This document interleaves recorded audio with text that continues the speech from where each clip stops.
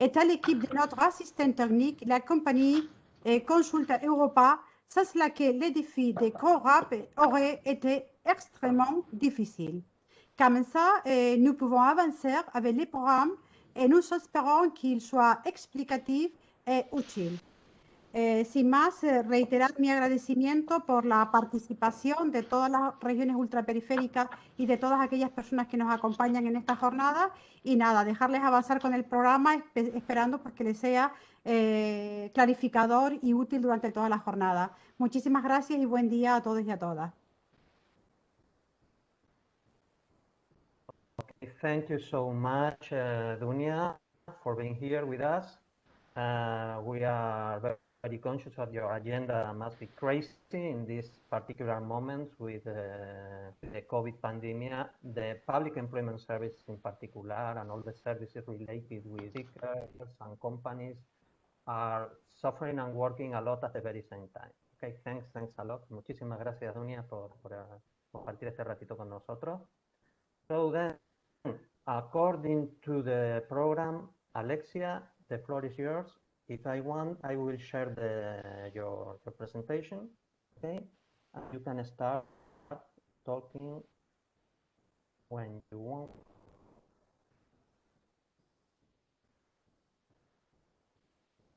Okay. Please, a bit of feedback. Are you watching the screen of Alexia, of the presentation? Can you hear me? Yes, we hear you. Alexia, do Okay. you see do you see your presentation? Yes. Okay, so the floor is yours now. Wait just a second to everyone, please turn off your microphones because if you turn it on, sometimes there is echo. So please, the ones that are not presenting, turn off the microphones. Thank you. Yeah, please. Okay, so good morning, everyone.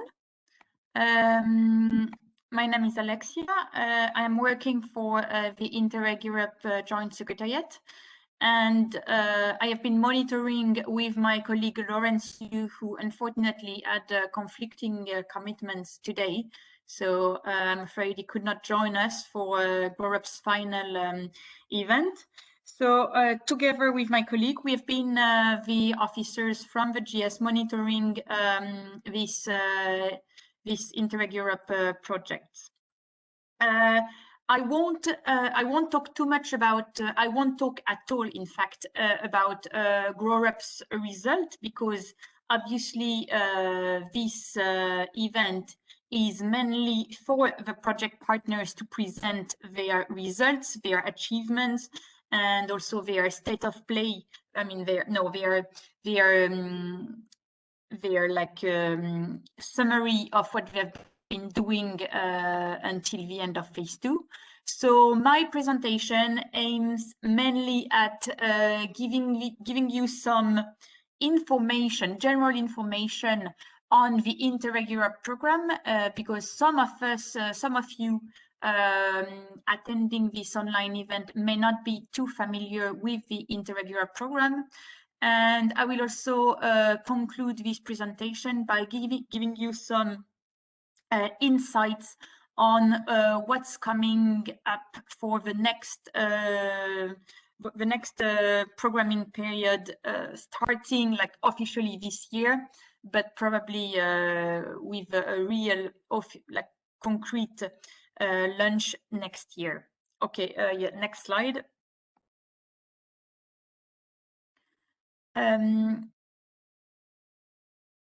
So on this slide, you can really see what the Interreg Europe program is in a nutshell.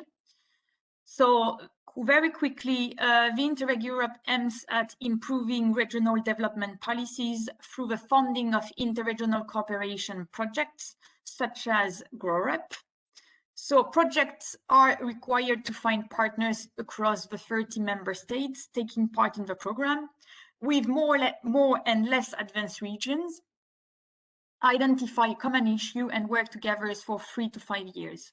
So in the first phase, partner organizations share experiences and know-how, and then produce an action plan in relation to the policy document addressed. And in the second phase, they monitor the implementation of the action plan. So GrowUp is now coming at the end of those of all those years. So they are ending their phase 2 at the end of June.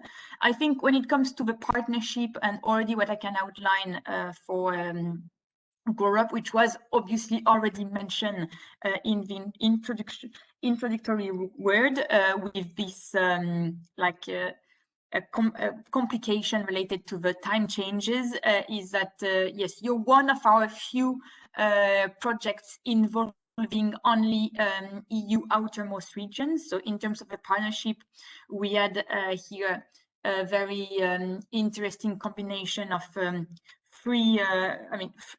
EU region coming from 3 different countries.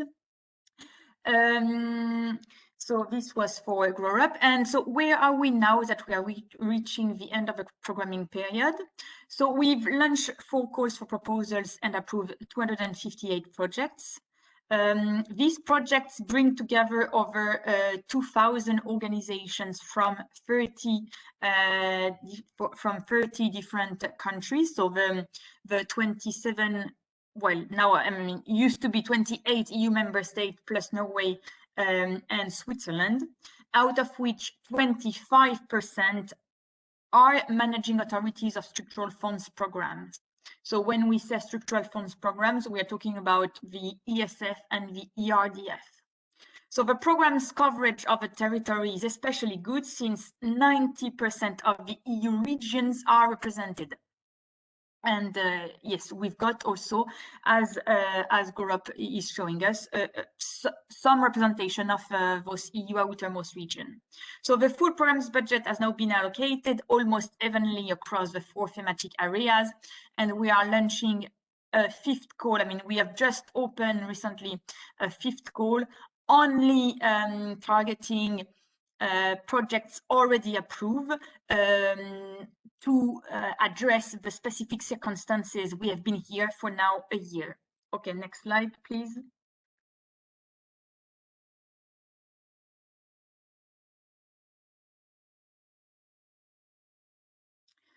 So here, I want to show you a bit what the program has achieved so far. And when I say the program, in fact, I mean what the approved projects have achieved. Since every single of them, every single of our projects is contributing to the program's objectives. So you can see the program's outputs on this slide and the indicators. So we've got the number of good practices identified. So now we've got more than 3,000. The number of action plans on policy documents drafted by partner organization. We've got now almost 1,000. Well, 925 action plans, and we've got more than 12,000 people, staff members of partner organization, who have reported an increased capacity. So the program is performing well. The projects generally are performing well. We are on track for achieving our objectives. As we have already reached some of our targets, with around 100 projects yet to enter phase 1. Okay, next slide, please. When it comes to the improved policies, so you can see on this slide and also on the previous slide, these are figures which have been updated like very recently at the beginning of this month. So what are the outcomes so far? More and more policy changes have been reported by project partners. So thanks to the interregional cooperation, regions participating in Interreg Europe projects have financed new initiatives and improved their regional policies. So already 538 policies have been either improved or influenced. For those projects having achieved the policy change, the financial impact is close to 950 million euros. What does this figure mean? This means that close to 950 million euros have been used for implementing the lessons learned through the project. Each policy change is cross-checked, validated, and confirmed at GS level, and we discuss in detail with the lead partner of each of our projects policy changes achieved to ensure that the result can truly be attributed to the program. Okay, next slide, please. So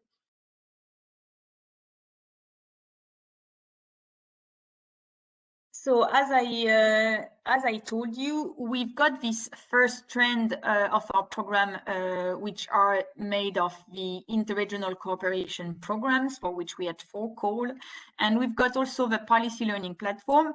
This is an ongoing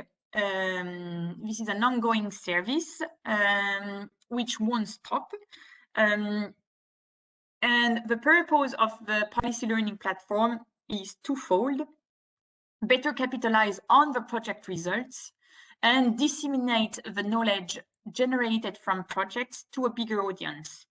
So this is a space for continuous learning among organizations dealing with regional development policies in order to improve the way public policies are designed.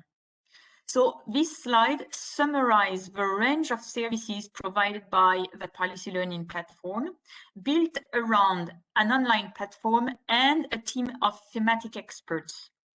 So they can provide expert support with the organization of peer reviews, matchmaking sessions, policy help desk, a knowledge hub with policy briefs, story, news, webinars, a community with thematic workshops, online discussion, networking event, etc., and a good practice database.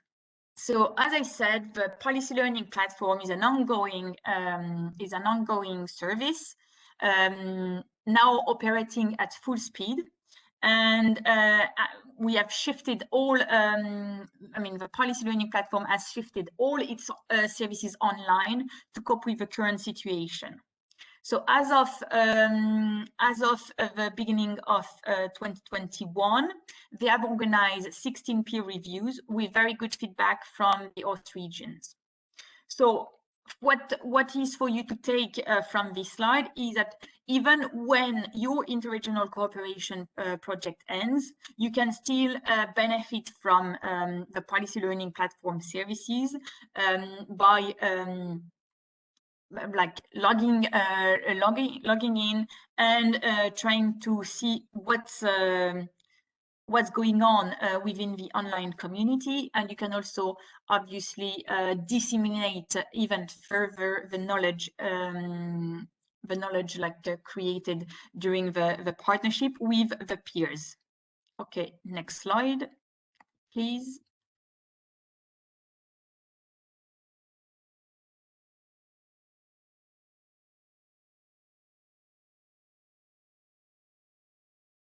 So when it comes to the projects, your project, GrowUp, and the topic you've been tackling. So GrowUp is one of the 66 interregular projects focusing on strengthening SME competitiveness. And similarly to 8 other projects, you were focusing on innovation capacity of SMEs. So this map, and we can see basically GrowUp project partners on the far left side of this slide. The outermost region are represented there. We can see the widespread of partner organizations working on similar topics than you were doing. So it might be of interest to see that, for you to see that, I mean, mainly the entire EU is covered, and so you can really find the right partners for you if you want to discuss a specific issue with your peers. Okay, next slide, please.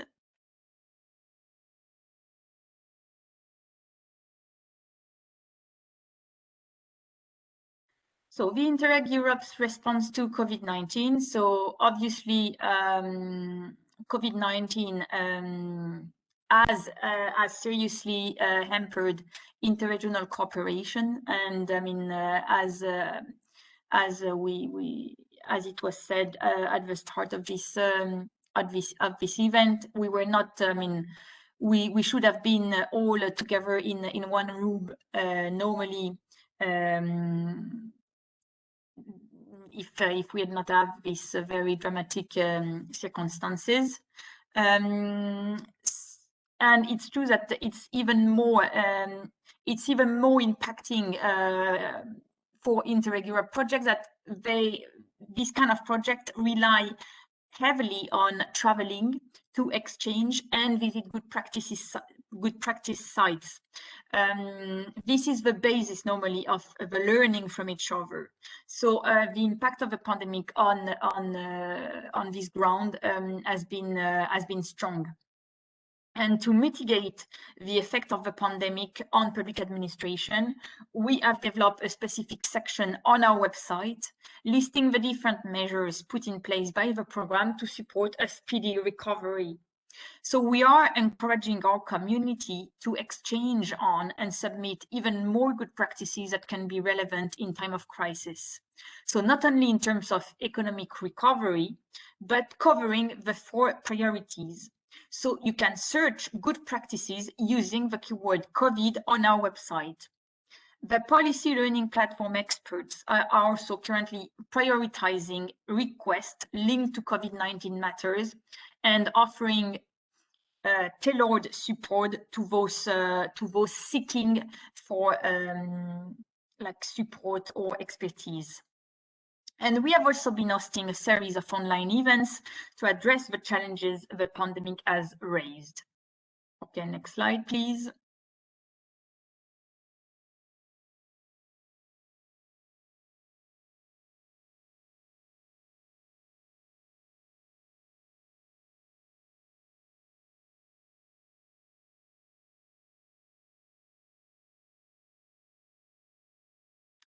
So on this slide, you can see a timeline of what's coming up in the future. It's as you probably know.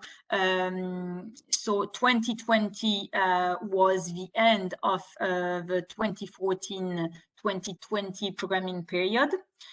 So we are now officially into the first year of the next programming period. So running from 2021 to 2027, if I am not mistaken. So here the timeline of what we've been working on. So the member states started the programming process with the first programming committee meeting in December 2019. And they recently approved the 4th version of the draft cooperation program. And we will soon launch a public consultation on the future program, etc. So we have also created a dedicated page on our website where you can see the latest, where you can access the latest documents. You can find more information on the timeline, what are the next steps, and also find out how you can contribute to the consultation. Maybe something of interest to you is that we expect to launch the first new call in the first 6 months of 2022. So we won't do anything. For now, we are working on the next programming period, like the official documents. And next year, as of next year, we will start really the call for proposals, etc. That's it on this slide. So the next one, please. So what can you expect from the next the next interregular program. So no revolution, but evolution. So most of the key features will remain. So meaning we will still be the only pan-European Interreg program. We keep our strategic focus on improving policies, and we also keep the way to achieve this objective through capacity building and exchange of experience. However, a few evolutions should be noted. The focus on structural funds will be lighten up. It used to be that half of policy instruments addressed by EU partners had to be structural funds programs. In the future, maybe only one policy instrument will have to be on structural funds. So this means more freedom to propose other policy documents to be improved. Member states also wanted to open up the opportunities for pilot actions. So there will be more possibilities to propose pilots even at the start of the project if duly justified and according to certain conditions. And in the current program, we have 4 thematic priorities and we are bound to them. This means that we cannot finance issues not covered under these priorities, which are climate, for instance, those related to climate change, social inclusion, or employment. However, in the future, the member states have decided to select only one priority dedicated to capacity building. What does this mean? This means that potentially you could cover any topic of the cohesion policy. So smart growth, green growth, and social growth. So this means also for you, several opportunities in the future of interregional cooperation to exchange on much diverse topic. We expect, however, that 80% of the budget should primarily be allocated to smart and green growth. That's it on my side. So the next slide. So this is the end of the presentation on my side. You can find so our website and our social media accounts. And I will give the floor back to Danielle, and we will probably dive into the project results in more details now.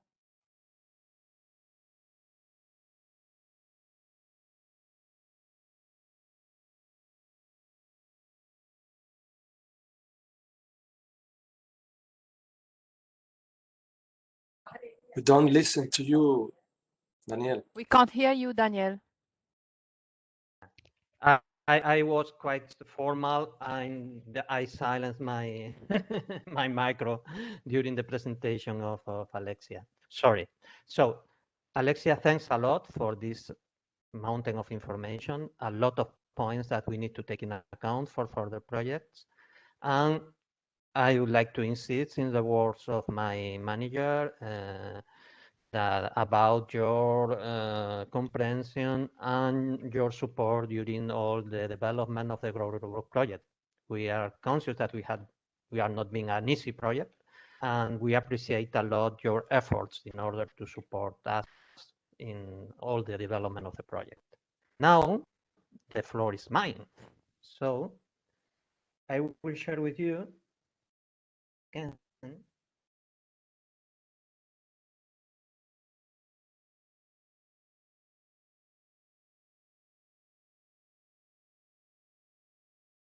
Presentation.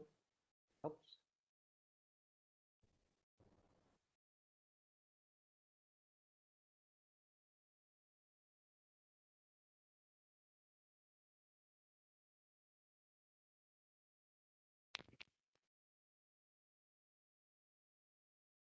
Okay, a short presentation about the evolution of the Interreg RUP project from the beginning till this moment that we are living its end. Okay, are you watching the slides? Yes, it's okay. Yes. Well, thank you for the feedback, because sometimes you feel a bit, you know, isolated. Well, what is RUP? RUP is an Interreg project oriented to the support of creation and growth of innovative companies in the field of green and blue economy, and with a focus in particular in new opportunities for long-term unemployed in the outermost regions of the European Union. RUP put together 5 European Union outermost regions.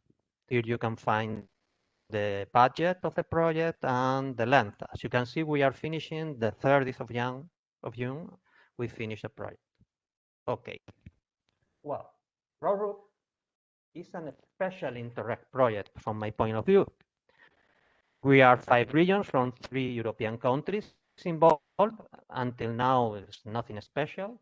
But if we look a bit deeper, there is 3 seas: the Caribbean, the Atlantic, and the Indian Oceans, 3 continents: Europe, America, Africa, and 2 hemispheres, because most of us are in the north part of in the north hemisphere, but Réunion is in the south hemisphere. That means very, very long distance. We are not only outermost from the European mainland. We have Europe in our heart, but we are not in the heart of Europe, we must say. Between Canary Islands and Réunion, the distance is 3 times the distance between Canary Islands and Brussels. If you do this number thinking in Réunion and Martinica, you need to cross the half of the planet to visit one region from another, okay? And that means different time zones. Whether we are in Canary Islands and Madeira, we are under GMT, but in Martinica is 4 hours before, and in Réunion is 4 hours later. So that means a lot of troubles in order to organize almost everything. A simple video conference is a mess. Okay. Well, as every Interreg project, we started with an inter-regional learning process. Our first meeting, the kickoff meeting, was in Brussels in March 2017, and the first interregional visit was in this very year, in 2017 in Canary Islands, and the last one was the second semester of 2018 in Martinica. We we have had these 5 study visits, and at the end we have a working seminar about the drafting of the action plans in Canary Islands, again in the city of La Laguna. Okay. Between these visits and these on-site activities, there have been hundreds of phone calls, a lot of video conference, online meetings, etc., in order to get the project in March. During the phase 1, there has been also different regional or local size events, workshops, seminars, etc., in order to spread the knowledge we are learning, we are acquiring during the regional visits with the local partners, with the local actors in our own regions. In Canary Islands, we have had, I think, 4 or 5 events of this. And at the end of the phase 1, as a main result of all this activity, you are the regional workshops. This was in the Canary Islands. As a result, we have the 5 action plans based in the learnings and in the exchange of experiences of the first phase of interregional visits. Okay, and these action plans must be implemented or started implemented at least during the phase 2 of the project that started in 2019. Well, some numbers of RUP. 10 meetings, as I said before, 5 interregional visits, 14, probably it will be more, but I'm not sure of the number, regional workshops with more than 700 and probably more than 800 participants. Two main documents, joining to regional analysis and the good practice compendium with 21 good practice of the different participant regions studied, 5 action plans, hundreds of phone calls, video conferences, thousands of emails. And if we are able to develop the action plans fully, we are talking about 8 million euros of investments in different activities in the next years. Okay, affected, influenced by the RUP project. We are online, so we are always very easy to find. We are very active in the social media, and in the website of RUP there is the library, and from the library you can download all the RUP documents, the joint interregional analysis, the good practice compendium, the action plans, the reports of every meeting we have had. So it's very easy to get the products, the information of RUP until now. And that is for my side, for the beginning, just the start, I am ending. So only remember the program. The program is now the presentation of the action plans. In the original program, we appear the first, but talking with the friends of the La Reunion, I think you prefer to start before, Severin. I don't know if finally we do this way, or if you prefer that we started. No, you can start if you want, because it's just not 5 o'clock for us, but 4 o'clock p.m. Okay, so you prefer start it before or later? As you want. Okay, It's for up me to it's you. the same. It's up to me. Well, Okay, for so me it's healthier let's to begin. finish, Okay. you know. Okay, so I will And begin can for you La Reunion, more Daniel. relaxed. Thank you. Okay. Okay, great. Thank you. So I'm we will waiting do this to way. try So to we will share. start then. Yeah. Okay. Then this is the end for my side. I need to stop the PowerPoint. Okay. And now then, Severin, we start the Canary Islands before or finally you? Canary Islands. Okay. Okay. So go then. Canary Islands, here we go.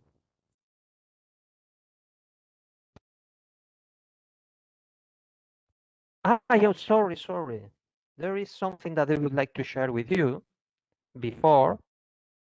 That is a short video, it's 3 minutes. In this short video, you will find all the basic information about how RUP is working. I forgot.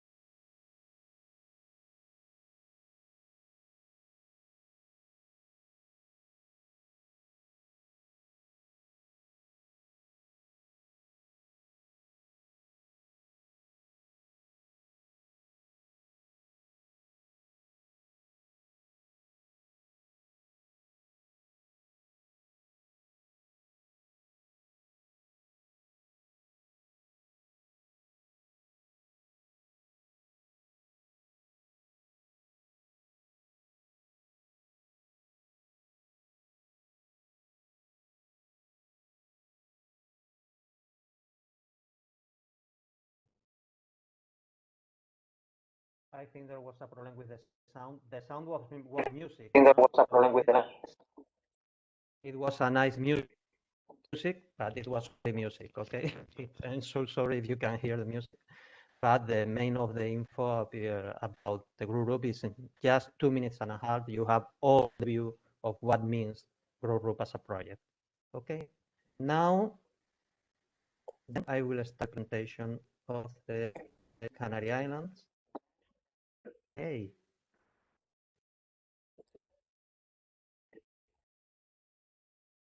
Okay.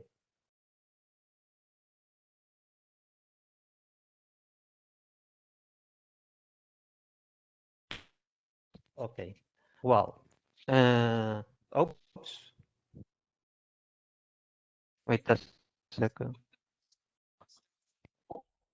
Wait a second.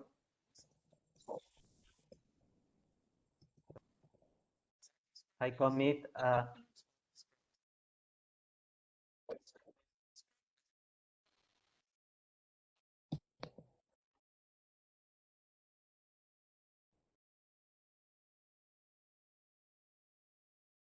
Okay, sorry, but I left the YouTube working, and that was a problem.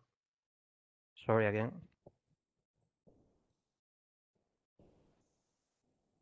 Okay, and let's start again with the presentation. This is a bit crazy because there are mistakes sometimes when you when you didn't wait for it. Okay, so well, first of all, we would like to present my organization. My organization is El Servicio Canario de Empleo, the Canadian Employment Service. Servicio Canario de Empleo is the public employment service of the Canary Islands. We are a part of the regional government of the Canary Islands, of the Regional Ministry of Economy, Knowledge and Employment.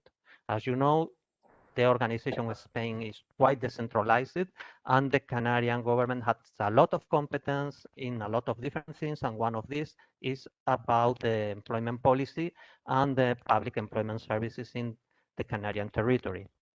Our main fields of actions are the usual fields at the public employment services, the mediation in the labor market, promoting employment, guidance, training for job seekers and companies, information about how the labor market is behaving, public active measures, some of them managed by us directly and some other with the support of our local partners, and also promoting social economy and self-employment as a way to reduce the number of the unemployed people in our region.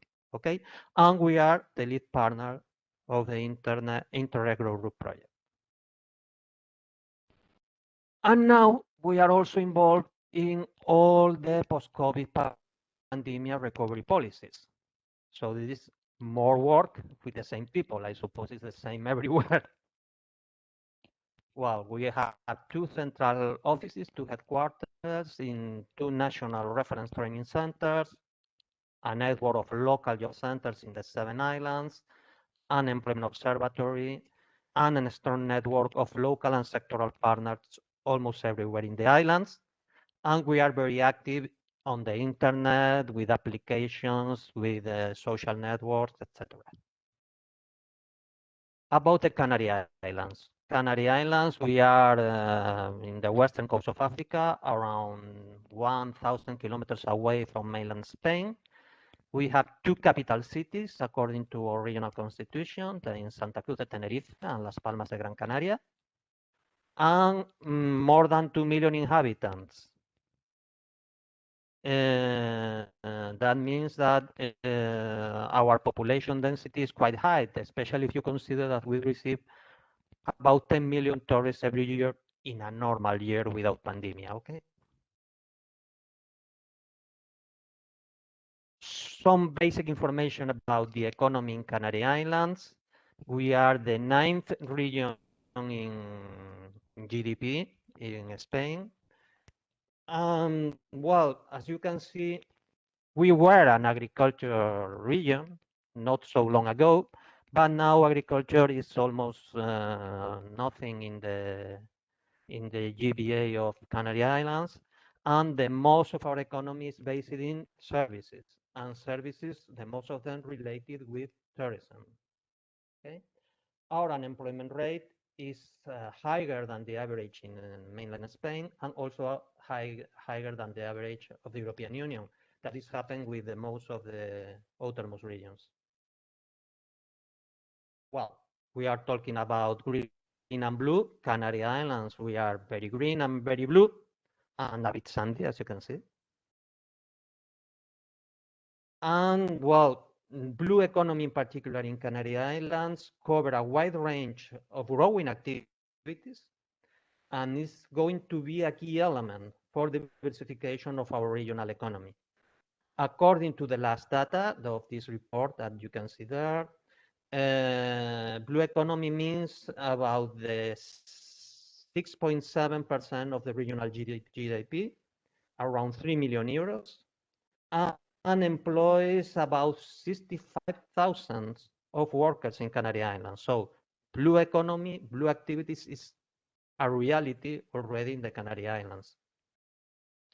Agriculture and activities related with green tourism, etc., also, but not in this very high level. Canary Islands government has developed two basic strategies for the immediate future from 2021, I mean from now, till 2030. That is a strategy for the blue economy, Estrategia Canaria de Economía Azul, and a Canadian strategy about circular economy that is more or less the greener side of the whole strategy. When you get the presentation, we will share the presentation with all of you. You can download these documents from the links you can find below. Of course, the documents are in Spanish, but I think numbers and the ideas could be interesting for you all. Well, and when we prepare the action plans for Canary Islands, we must consider all these strategies, okay, in order to be focused in the same line of the regional government and adapting the experiences we have found in other regions to these regional strategies oriented to the circular economy and the blue economy.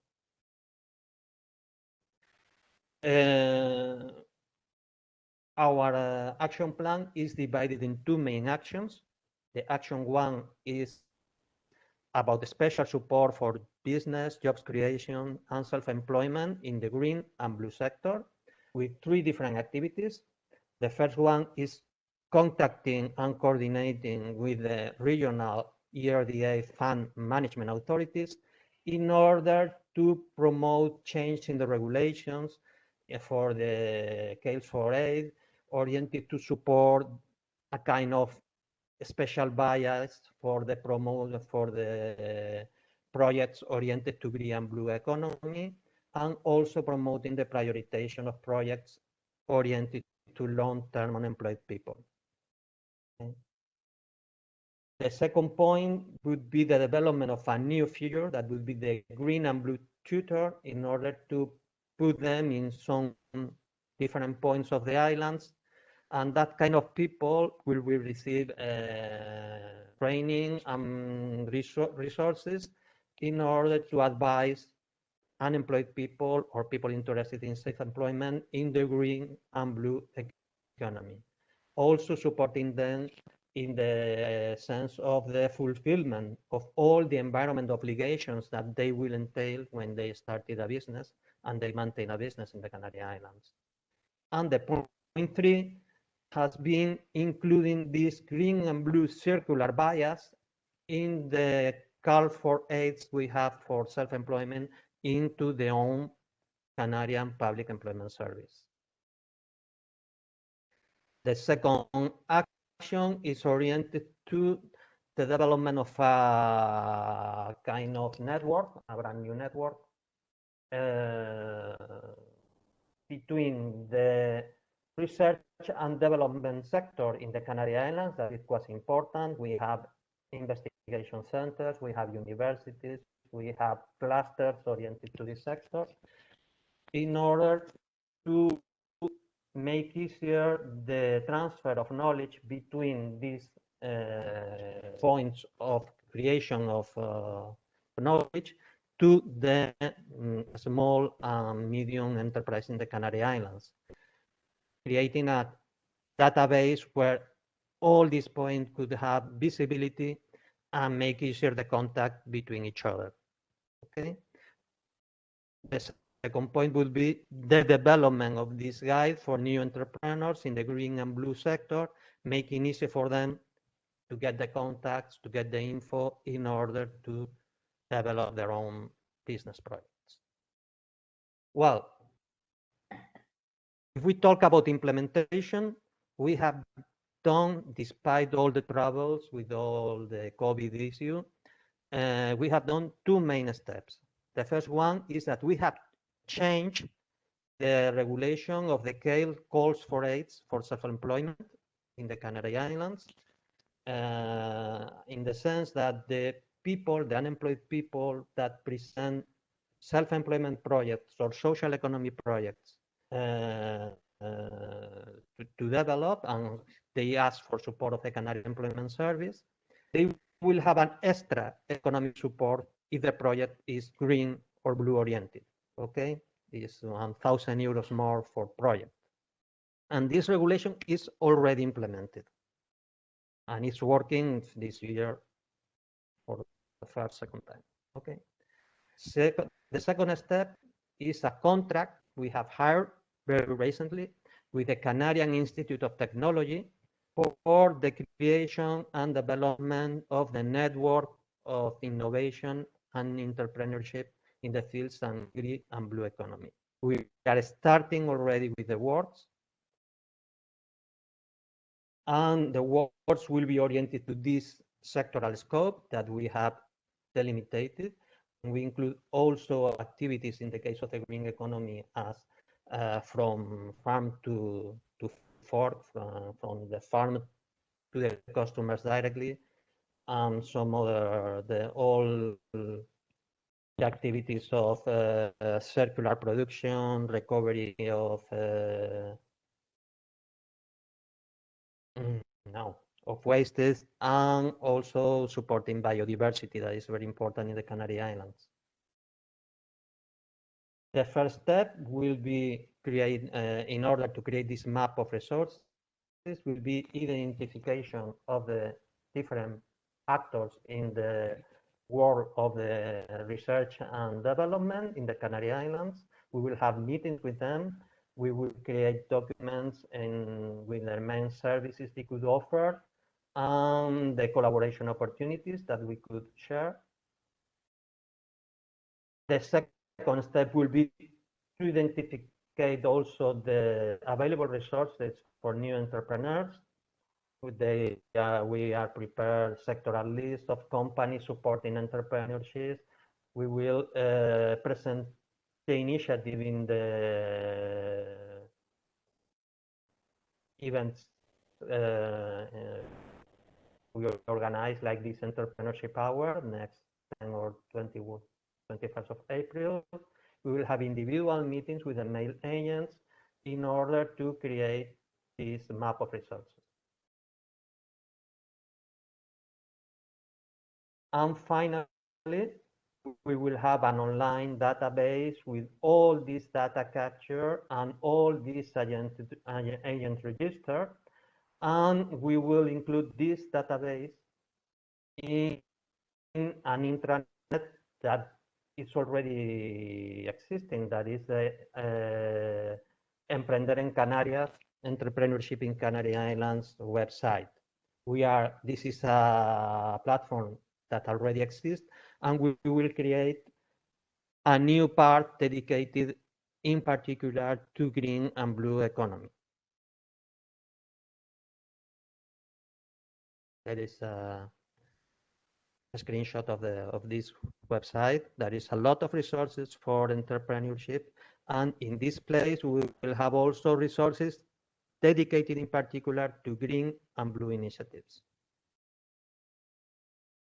Once created the network, and once created a platform, there will be dynamization activities by the way of newsletters, by the way of events, and of course via the social network, in order to make lively all this new network, in order to that the information and the resources can move in a dynamic and free way. So as I said you before, there will be sectoral webinars. We are starting with this from now, from April, and the money invested in this project until now is about 35,000 euros, more or less. An approximation, but I think this is, and this is our action plan, and this is the way we are working with it until now. Muchas gracias, muito obrigado, merci beaucoup, thank you, and it's really a pleasure to meet you, some friendly faces there. Okay, thanks a lot for being here with us today. And now I stop sharing, and it's la reunion time. Okay, thank you, Daniel. Good afternoon, everybody. I'm so glad to see you for some of you, because we've got some troubles with the camera, so you can't see me. I was going to say that, Severine. We don't have the pleasure to see you. Oh, thank you, Adelaide. I would have liked to, but the trouble is I think our system is not good enough to get the camera. But I can hear you and you can hear me. Okay. And next time, I hope that we will have the opportunity to meet together in Brussels, for example, to share the evaluation of the actions plans. Okay, without COVID. Without COVID, of course. Or all of us vaccinated. Yes, I hope so, but for us, they only do it for old people, you know, or people with risks. Yes, okay. It's quite difficult at that time. We anyway, I hope young, next year. Okay, okay. We will succeed. We are too young. Okay, so I'm going to begin the presentation. Here we go. So just a few words to present the Regional Council of Reunion Island. If Anifa can just put the other slide.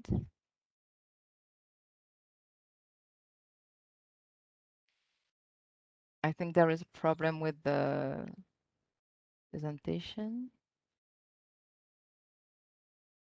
That's it.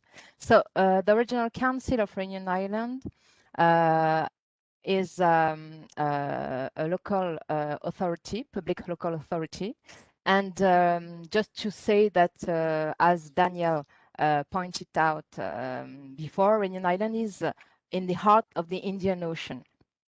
So here there are 4 levels of local communities: 1 region, 1 department in charge of social competences, 24 municipalities, and 5 intercommunal communities.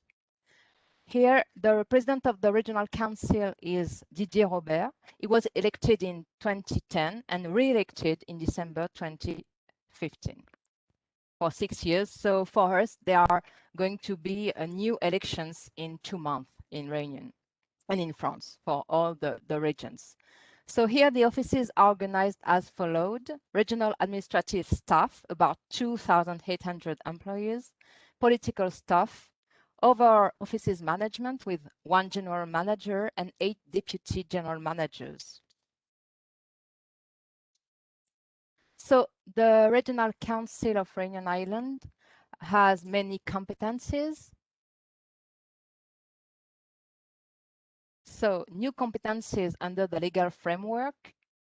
The Regional Council is responsible for the economic development of the region, territory planning, regional planning of waste management and prevention, management of non-urban transport services and network, and preserved competences as management of regional passenger transport service, implementation of actions concerning vocational training and apprenticeship, construction, maintenance, and operation of high schools and educational institutions specialized in agricultural training. So the Regional Council assumes the role of the managing authority for European Regional Development Fund for the programming period 2014-2020, including the ERDF to the European Territorial Cooperation Goal declined by the operational program Interreg 5 Indian Ocean. So let's have some details about the Regional Council budget. So the global budget is 57 billion euros, with 472 million euros for operating and 525 million euros for investment. And the revenues is the same, because it's important to point out that the Regional Council's budget has to respect the balance between expenses and revenues.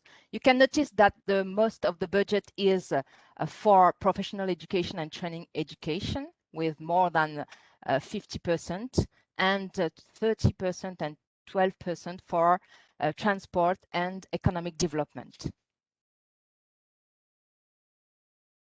So some details about the European funds. As I said, we are the managing authority for ERDF with a total budget of 1,130 million euros. And for the economic development, there are 248 million euros for business and tourism development and 122 million euros for innovation and research. And about the Interreg 5 Indian Ocean, the total budget is 63.2 million euros, and 11 million euros are invested for economic exchanges in Indian Ocean. So what is the organization for the economic and business development? So the staff is composed with Anifa Locat, who is now the support staff for the project RUP. You had to work with Audrey Miquel at the beginning, and after with Brice Rafougilet. So Brice left Regional Council of Réunion to work for the Regional Council of Île-de-France in Paris. And after you've got several teams, one for fishery and brew growth, two for ERDF funds, innovation and research and business and tourism development, and one for economic affairs, the other one for export and business internationalization, and one for innovation and digital development. So let's talk about the economic context for let's talk about the survival rate for Réunion Island. The survival rate of 3 to 5 years old enterprises is 68%.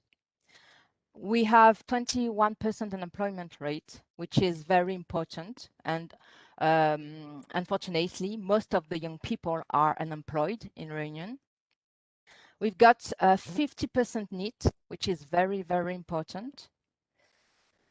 But at that time, green and blue economic are a real potential, and this potential is not exploited at that time.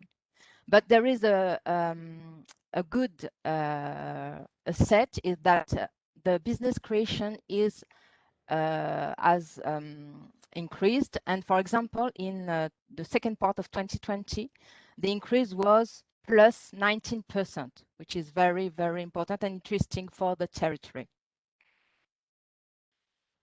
So first, let's talk about green economy in Réunion Island. At that time, green economy has a limited weight, but presents real opportunities.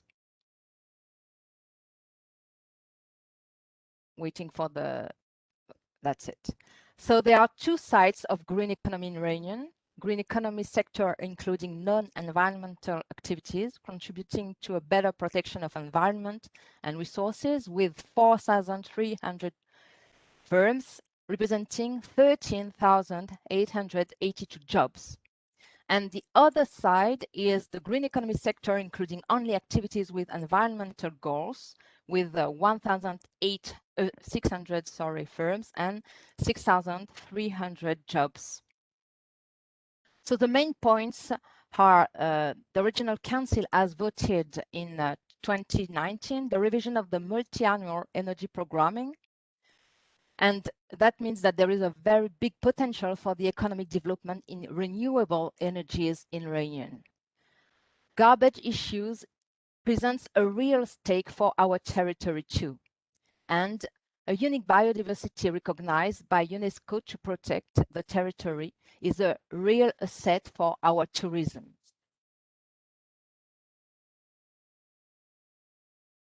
Few words about the blue economy.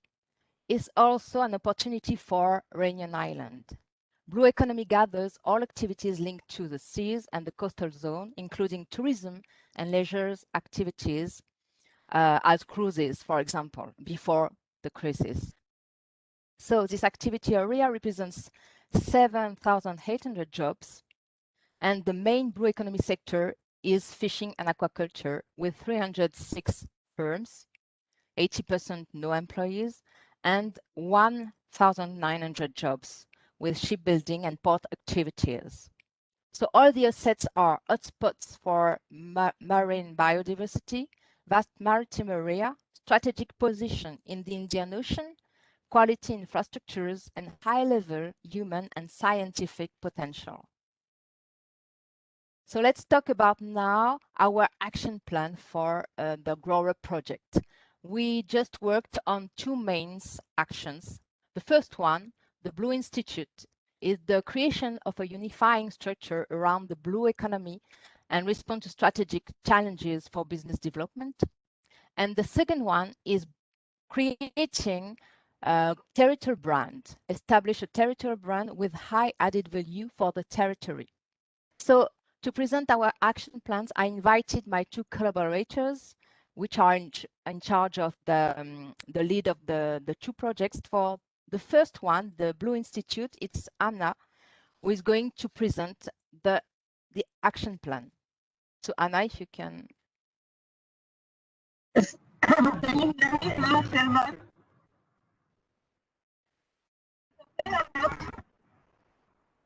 We can't hear you, Anna. Ah, okay. Now it's quite good. Can you repeat? Yeah, it's better. Little bit better. I shut down the camera. I wanted to do the sound, but I'm not quite sure.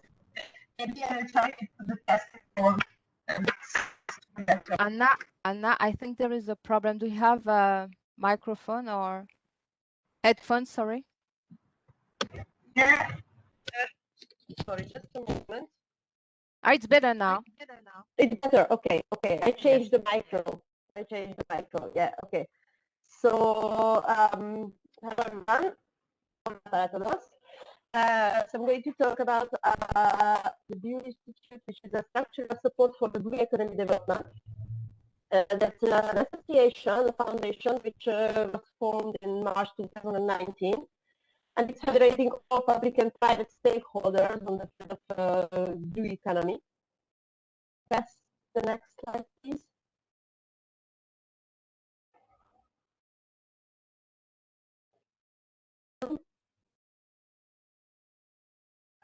It takes a little time to change the slide, Anna. Okay. Sorry about that.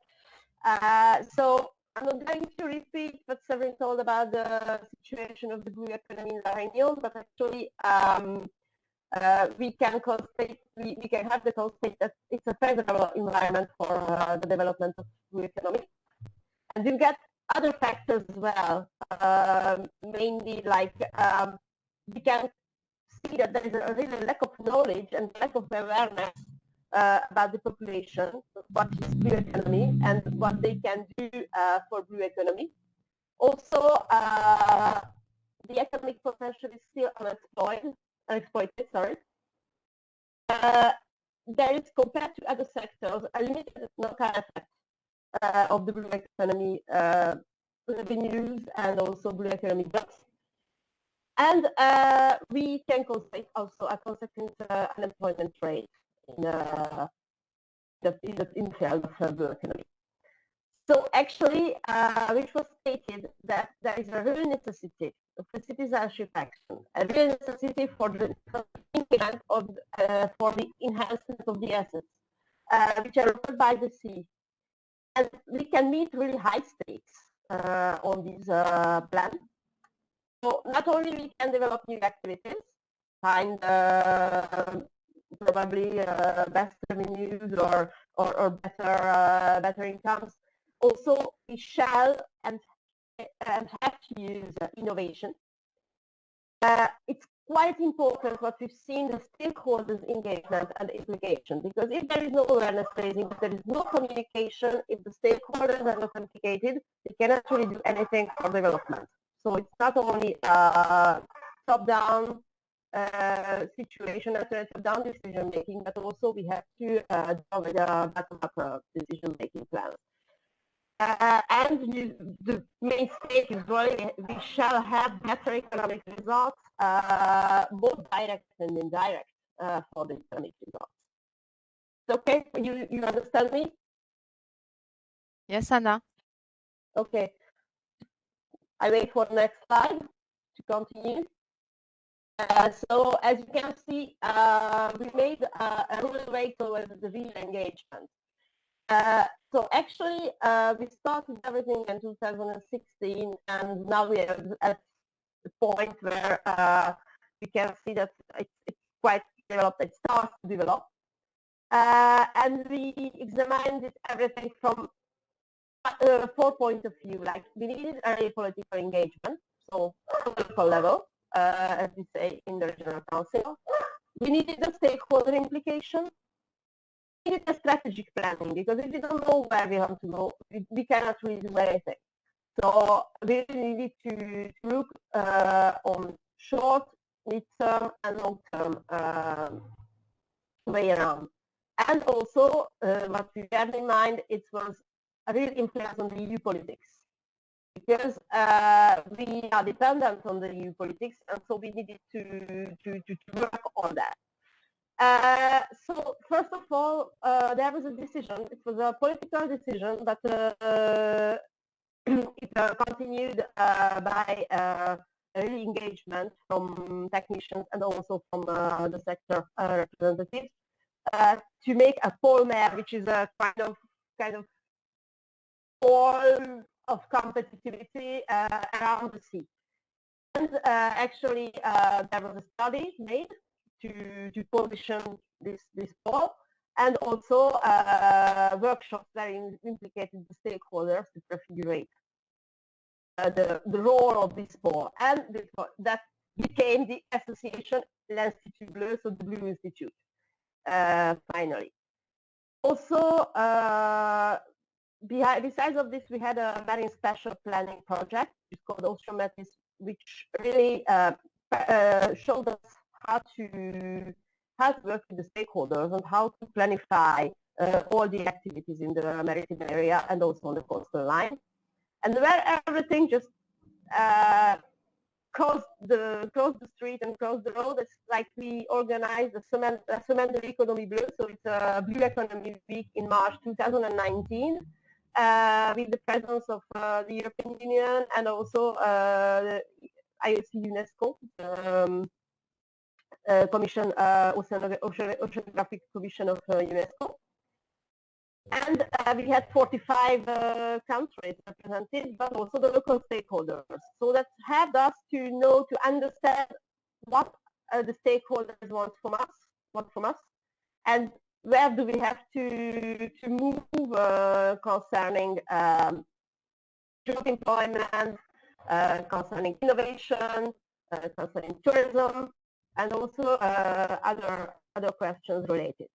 And we also, as I told, wanted to influence the EU politics. So actually that helped us to understand the real needs and the real assets. And we could propose things to the European Union, like, for example, notificate a free renewable activity, or include special things to the autonomous region action plans, which became the main document or the main point for the new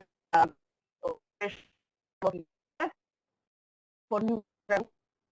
We also created some strategic documents like for the investments, portuary investments or aquaculture scheme, which is going to be realized soon. So actually, we work a lot with the stakeholders, but also between us, between the inter services, like between the state services and the local governments.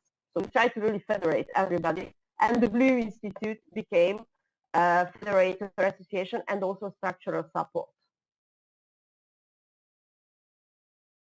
As the next slide is coming, yeah. So this association is really a usual form of associations under the law of France. We call it the law of 1901. Actually, there is a president, the General Assembly, as all associations. But the two forms of orientation and decisions, like we have an executive board, it's completely normal, but we also have a strategic orientation committee. And actually, the strategic orientation committee is presided by the state representative, so it's the direction of the C, the DMSOI, because they, for a problem of status, they could not be a member, but they still wanted to join and play the role, so they are head of the strategic orientation committee. And their role is to define and approve the strategic orientations that the executive board will include into proposition of action plan and also proposition of the budget and so on. As you can see, the General Assembly it's kind of a heterogeneous structure, because we can see that every kind of structures are present from the blue economy, like Regional Council of the Reunion Island is a representative public authority. Also, the research and education, it's represented by the University of Reunion and also ERD. The groupments of economic stakeholders, so there is a group which is called the Maritime Cluster, but also individual economic stakeholders are have joined the Blue Institute, like VIEW, working on shipbuilding industry, SAPMER and NIMER, they are mostly fishing industry. And also a consular chamber, CFMM, which is the consular chamber of local fishermen, and also the interprofessional syndicate of fisheries and aquaculture, ARIPA, and the competitivity pole, which is called the Qualitopic, and which is working on mostly research, innovation, development issues concerning blue economy. What are the missions of the Blue Institute? So actually, we shall see that we have to work with the stakeholders hand in hand and together with the local authorities, with the public authorities. So the main issues, the main missions were defined mainly by the study that prefigurated the Blue Institute as a support. So first, they need to support research projects, doing some observation, education and training. So they started to work on awareness raising. They started to coordinate public education program. They are regularly consulted for different education plans, like for example the Lycée de la Mer, which is the high school for maritime issues, etc. Also, they can work as a project coordinator or a partner for the implementation of innovative projects, like for example doing the tendering by themselves. If they find a good project which is interesting for the Blue Institute and for the general cause, then they can, this can be an innovative project coordinator or participate as a partner. The administrative support, they give administrative support for the tendering, networking, project partnerships, matching. Like, for example, if there is a tender coming out from the European Union, they can do the awareness raising, they can share the information, and also if one of the members want to respond or want to answer to the tender, want to bid, say I want to bid but I don't have a partner, then they can match with the other partners from its network.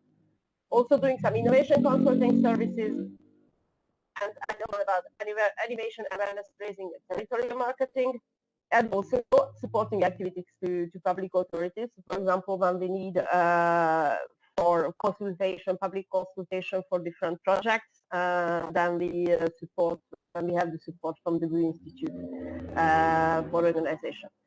So actually, the first action plan has been adopted for 2021, and so it's concerning an animator, the recruitment of an animator, the realization of a website, which is on the way. So normally it has to be in production soon. And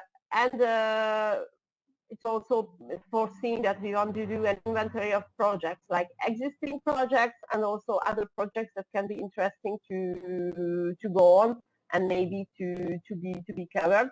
And they also do economic intelligence. So, for example, regarding watching what happens in other countries, and also trying to find new territories, new fields for the development. Okay, thank you very much, Hannah. So now Maryse is going to talk about our territorial marketing approach. Maryse, it's up to you. Good afternoon. Do you hear me? Yes, perfectly. Thank you. So I'm Maryse, in charge of La Maison de l'Export for the Regional Council of La Réunion. La Maison de l'Export plays a support role for any project leader who aims to export goods and services to external markets from La Réunion. It is also a key tool for promoting the know-how and talents of our region.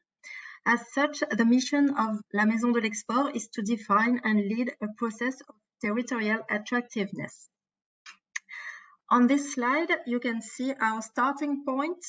On your left, many brands and logos figuring La Réunion as a touristic destination, or as goods and services providers, or as an investment territory, but nothing that could designate our region as a whole and its values. Meanwhile, Los Azores recorded positive results from their brand policy, and congratulations for that. The second slide, please.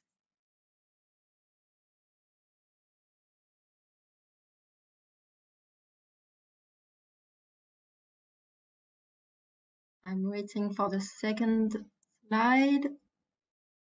Thank you. As a result, every stakeholders unanimously agreed on the need to initiate a territorial marketing approach. At this time, we are engaged in a three-steps process. First, between the end of 2019 and 2020, we had to probe the opportunity with our partners. We have organized 2 workshops with them. Secondly, we have chosen a design office to define strategic choices based on assets, target markets, and competition. Thirdly, we will have a complete and co-constructed action plan. It will take place in the second semester of this year, and this action plan is considered as a major and structuring project for our region. Third slide, please. With the regional brand policy, we want to involve as many actors as possible, representing all sectors: economy, culture, sport, tourism, education, health, etc. We want to gain visibility abroad. And finally, we want to add in the URDF a criterion related to the use of the territorial brand. That's the way we will influence European policy. Thank you for your attention. Thank you very much, Maurice. The work is still on for the Reunion brand. So let's conclude with a few words about the feedbacks of this experience. So it was the first time we could join with the other outermost regions to build our action plan in the areas in blue economy and the green economy. So it's a very, very interesting experience. It was very inspiring to share good practices. As you see, we focused on the example of Azores for our project, for the brand. It was very interesting too, discovering other territories and organizations. We could just point that there were similar points, but in a different way for La Réunion. We succeeded in building a powerful network between us, and I hope we will continue in sharing knowledge and sharing more than the grower projects for the future. Some ideas to improve the way we just had this experience of shared projects. In fact, for us in France, I think for Martinique, it could be the same. We had very, very big troubles with the way the process is leading for the certification of the expenses. We wanted to underline too that it's very important to maintain the interactions within the network between the seminars, so we can think about how to improve that for next generation, and how we can manage the distance in this particular period, because all of us suffered and are still suffering with the crisis, because our economies are very in a bad situation. So I think that we can learn from these experiences to get and share the best practices during this crisis. And maybe for the next step, Daniel, it could be interesting for us to share, because you said that Canarias, your service in Canarias was in charge of the aids for the firms, sorry. So maybe we can share what all of us had to create to help the firms in this bad period. So that's it. Thank you very much for your attention. It's quite late for us. I would like to apologize because I will have to leave, because we have curfew here in Réunion because of COVID. But I will appreciate to get all the presentations you will do this afternoon. Thank you very much. Thank you, Severine. Thank you very much, Severine.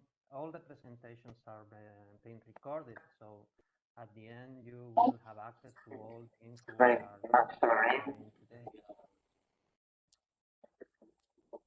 Daniel, it's hard to hear you because I think your microphone is too far from you. I don't know. I was telling that the presentations, all the event of today is being recording. So you will get access to all the information and all the conversations we will have during today. Okay. So thank now you it's very much. Okay, thank you, Severine. Now is the time for Madeira. Madeira. Hello, Madeira. Hello, everybody. So let us Hello, thank Adelaide. you for the others. What For the others that have all. Can you hear me? Can you hear me? Yes.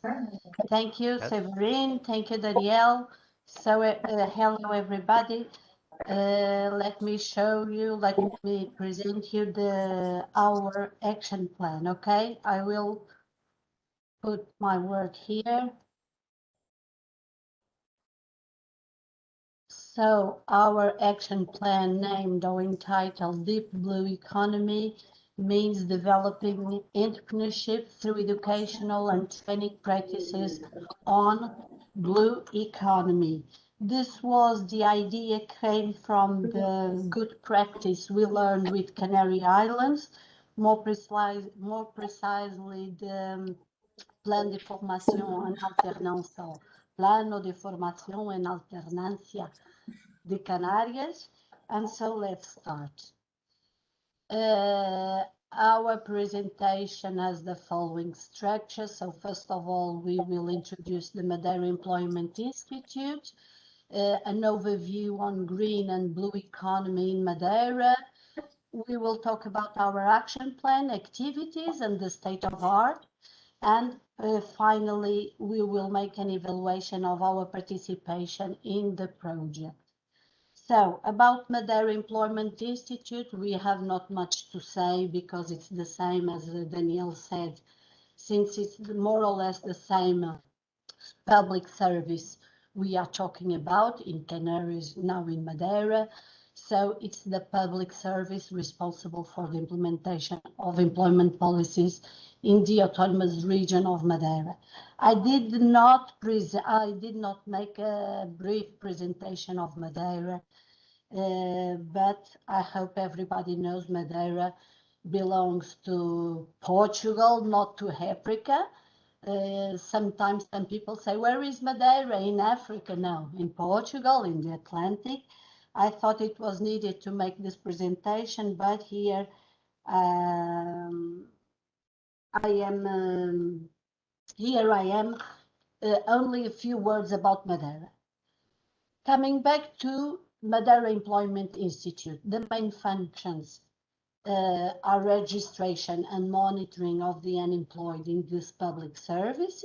This includes the application for unemployment benefits, of course, job offers collection and adjustment of candidates, monitoring of more vulnerable groups. When I talk about vulnerable groups, I'm talking about youth at risk. We can include in this youth at risk the NEETs, so young people that are not in employment, education, or training. We are talking about beneficiaries of social insertion income. We are talking about victims of domestic violence, homeless people, and so on. We also make referral for training. We are responsible for what we call Rede EURES. It's a European Job Mobility Office, and we have several employment programs that in the area of internship incentives, hiring support, professional internships, and professional insertion measures for young people, programs in social occupation, measures to combat social exclusion and marginalization of specific groups. Okay, about an overview on green and blue economy. We have three, for the time being, we have three main policy instruments, which are the Agenda Madeira Circular, which was recently approved in March 2021. We have a Conta Satellite Mar, if we want to translate it for English, maybe Sea Account. It's its first edition and was published in November 2020. As we can see, all these instruments are very recent. This Sea Account is an important instrument to support the decision of public policies for the sea. And we have, is being developed the strategic plan for the blue economy of Madeira called Economia Azul RAM. Okay. About the Conta Satellite Mar, they give us some important data, such as in the biennium 16-17, the economy of the sea accounted for 10.3% of the regional gross value added, 9.4% of employment, and 10.8% of remunerations. The main groupings that stand out are recreation, sports, culture, tourism, that represent 80% of sea employment. In fact, these areas are very, very important for us. While fishing, aquaculture, processing and marketing of its products represent 10.9% of sea employment. Okay, in this Conta satellite MAR, the activities, we think it's very important because the activities are disaggregated into three types, and we think that it's very important to name them. Those activities that are typical sea-related, as we can see in this slide, those that are transversal sea-related activities, and those activities that are favored by the sea proximity. These activities, these last activities are very, very important because, as we can see, they represent 75.4% of our employment. So this is our overview on blue economy specifically, because we know that our project RUP includes also green economy, green, blue, and circular, but our action plan focused on blue economy. Okay, this is a more information slide since to mention that the integrated maritime policy have 4 complementary dimensions. I think this is the same around Europe, in Canaries, wherever, which includes knowledge, maritime spatial planning, maritime surveillance, and blue growth. Okay, in Madeira, we have 5 sectors of blue growth that are very, very important. They begin to be very important, effectively. In the area of biotechnology, we have here some companies, the example of some companies. We have in the area of renewable energy, coastal and maritime scientific tourism, aquaculture, and in the area of mineral resources. Okay, our action plan, activities, and the state of art. As I have already said, our action plan, Deep Blue Economy, the goal is to boost the competitiveness of blue economy in SMEs by developing the skills of disadvantaged groups with a view to their integration into the sector. What are these disadvantaged groups? Mainly long-term unemployed, the majority with low and inadequate qualification in relation to the labor market, and young people who have a greater vulnerability to unemployment and precarious employment. We have to say that in the beginning of the action plan, we had some constraints that were inherent to the elaboration and even to the implementation of the action plan. And why that? Because when the action plan was being prepared, this was the real scenario for the 24-20 financial framework funds. We had payments about 50%, execution rate also in the same percentage by 50%, but the commitment and approval rate had was already of 24% in ERDF, and in what concerns European social funds, it had already achieved 90%. So this is the results of our action plan. Will have an impact on the future structural funds, not in these that are finishing. Our action plan was defined around 4 main actions. They are: in the beginning, we started by identifying the regional professional skills in the blue economy. Then we proposed to increase vocational training and skill certification. Then to promote blue entrepreneurship, and finally to follow up and dissemination of these actions. Action 1, identification of regional professional skills. What were the activities envisaged? We began by mapping and identifying the occupation in Madeira associated to blue economy.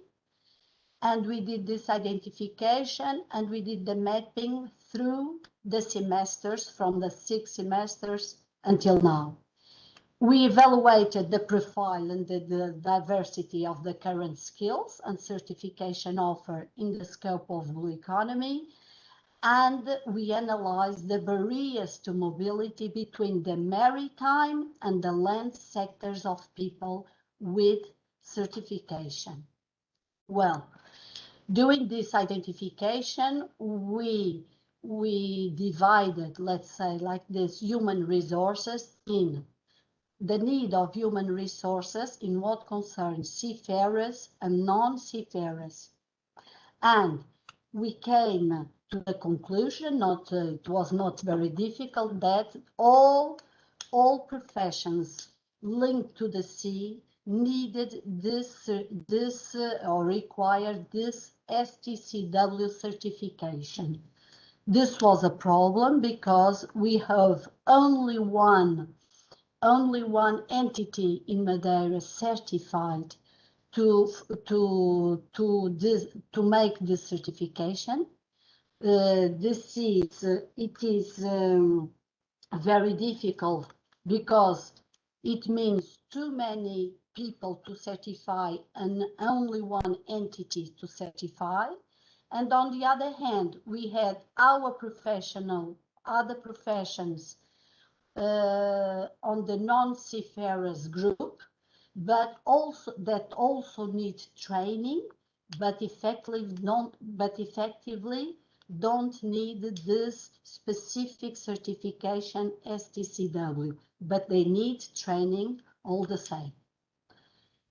What have we done? We conducted a survey to characterize the staff and identify the labor needs in Madeira in what concerns blue economy entities. We send this survey to 95 entities, only 48 answered. In this 48 answers, 48 represented micro enterprises, 35% small companies. Okay, the personnel at work that was inquired, more than 40% were laborers, 20% administrative and similar, and more than 50% had no higher than 9 years of education. Okay, what were the training areas identified that needed to be filled? We grouped them in cross areas and specific areas, and they are here. Specific areas: first aid, port work, safety and hygiene, taxation, and so on. It's very important to identify this area so that we can do something in this specific, in what concerns the training of these people. And we had a suggestion, which was, please distinguish the area of the sea as a specific area. And when do training, don't do training in general, but do training specifically for the sea. Okay, this is only what we did during the action plan concerning the action 1, which was to identify the profession linked to the sea, and we identified 14 professional activities.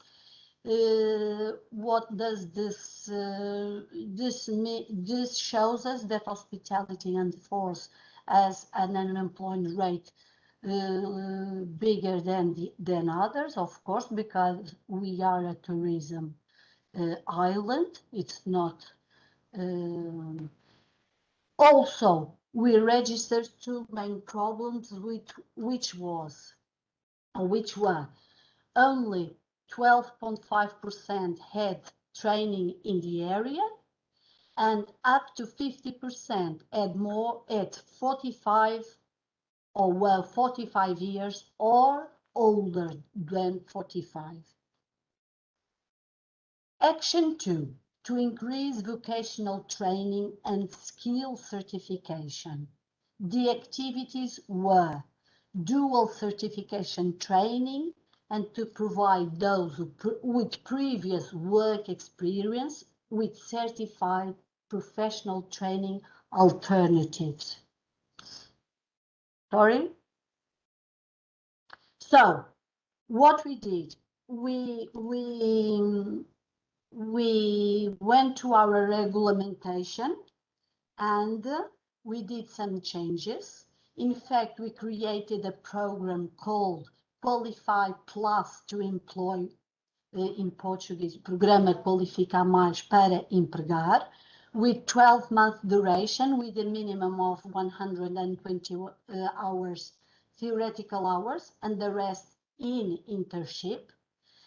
In what concerns 11, 6, and 2.8, in this specific program, actions only in the specific areas of technology, entrepreneurship, environment, and sustainability, and blue, green, and circular economy. And we gave in this program a financial support to stimulate post-program hiring. We also have a Centro Internacional Integrado de Ensino e Formação na área do mar, shortly called Seafarers School, which will be very, very important for the near future and for the development of the blue economy here in Madeira, and mainly to train people for the sea. And the STCW certification, as I have already said, we know we have one single certifier in RUP, hoping that this will change in the near future.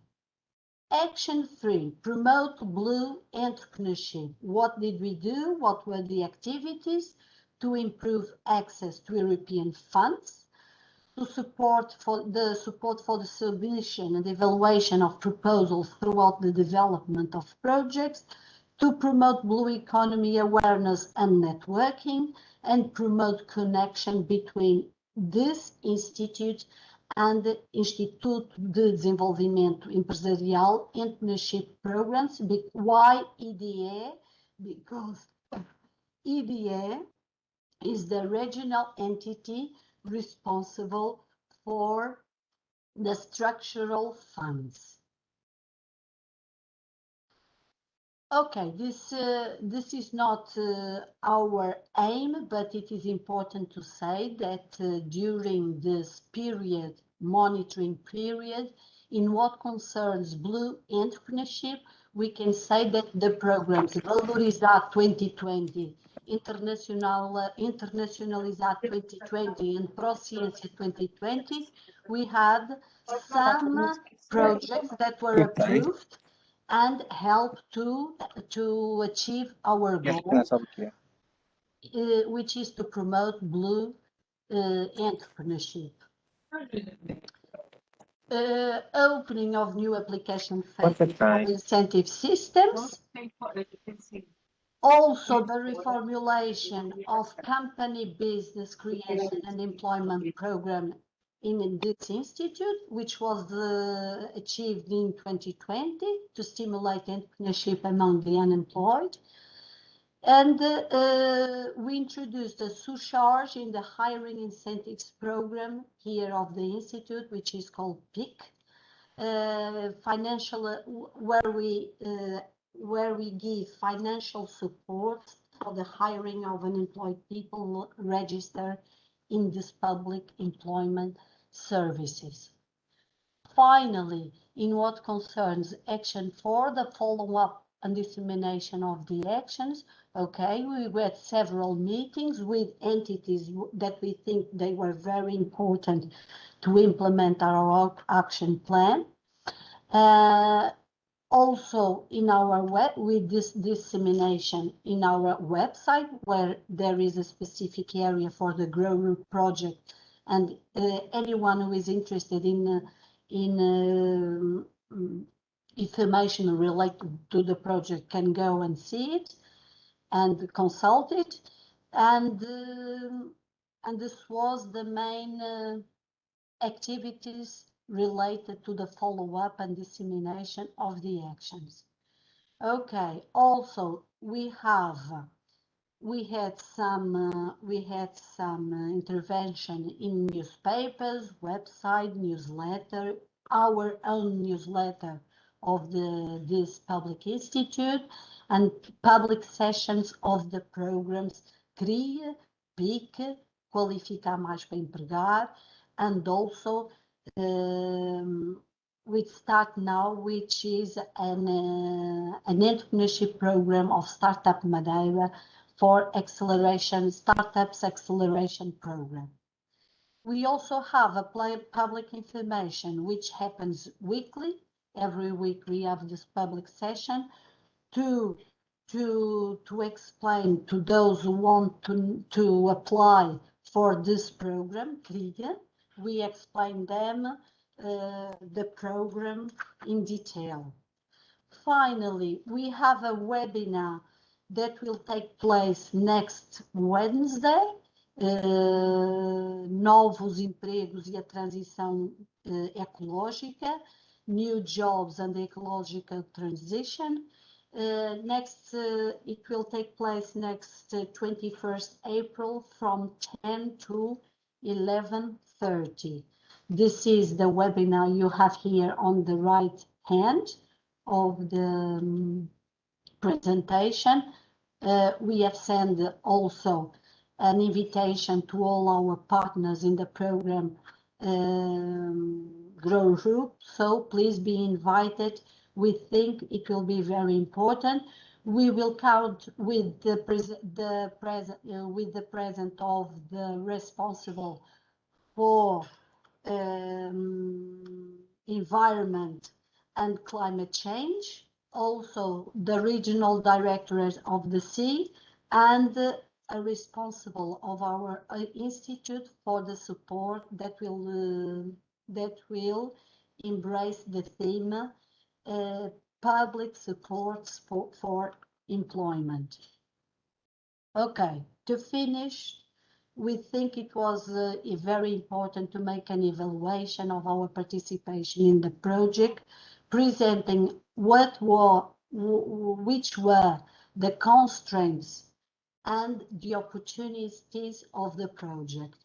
Okay, the main constraints for us, it was the high levels of commitment from community fundings frameworks, also the potential workforce with low skills and high age groups, the STCW certification, and among others. To name some opportunities, we think high weight of the sea sector in the region, new EU funding for the sector and sustainability, and others opportunities that you can see here that are important to know so that we can, in the final period of the project, we can conduct our action plan and have success in it. So this was the action plan of Madeira. Thank you for your attention. Bye-bye.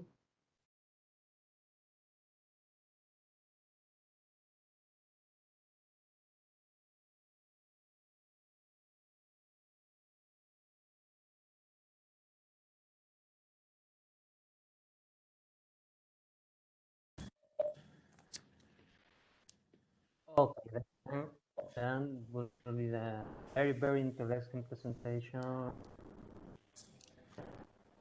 And the next one, according to our program, is the Azores. Azores Islands. Hi everyone. The real guys. You can in hear the me? middle of the ocean. We can hear you. Yes, we can, Asir. Yes, we can. Okay, very well. Okay. I will partake my presentation. 1 minute. You look well. Okay. You can see. You can see the presentation. Okay. Yes, we can, Cesar. Okay, Good. very well. I will now present first some statistical, a brief presentation of our archipelago.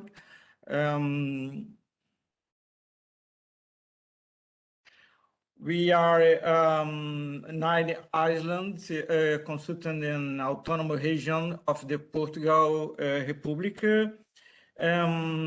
In the term of employment, the TTR is the most important economic sector, but the primary sector is important too. We have a small population.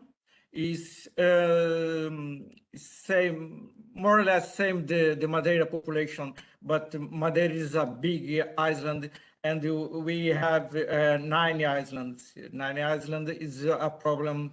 Is very beautiful, but it's a problem because we need 9 airports, 9 ports, 24 high schools or basic schools is a little different. Well, this is Azores scenario, and I will now present some statistical data about the Azores that were important for the construction of the our action plans. First, the regional directorate for professional qualification, we work with unemployed people, and we work with these people about the strategy of qualification or integration. Well, statistical. Our population is small, and we have a degree population problem. We can see in this graph, but it has the potential because there is a very young region, is a most young region of Portugal. Our education level is low. Most of the population has only 9 years of schooling, and the population with the high school or university is a small part of the population. This scenario is low level education is reflected in the profile of the unemployment.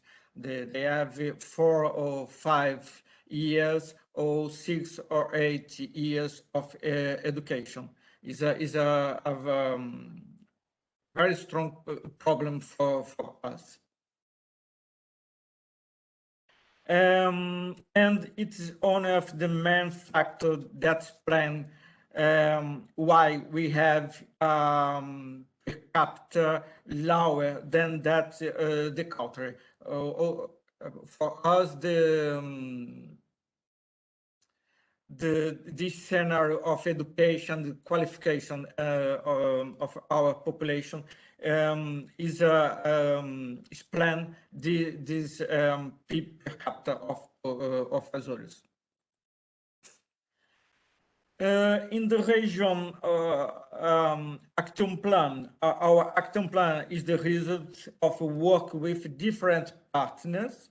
We have many partners in these plans: the Chamber of Industry and Commerce, the regional direction, the professional schools, the society, development society, and the Azores University.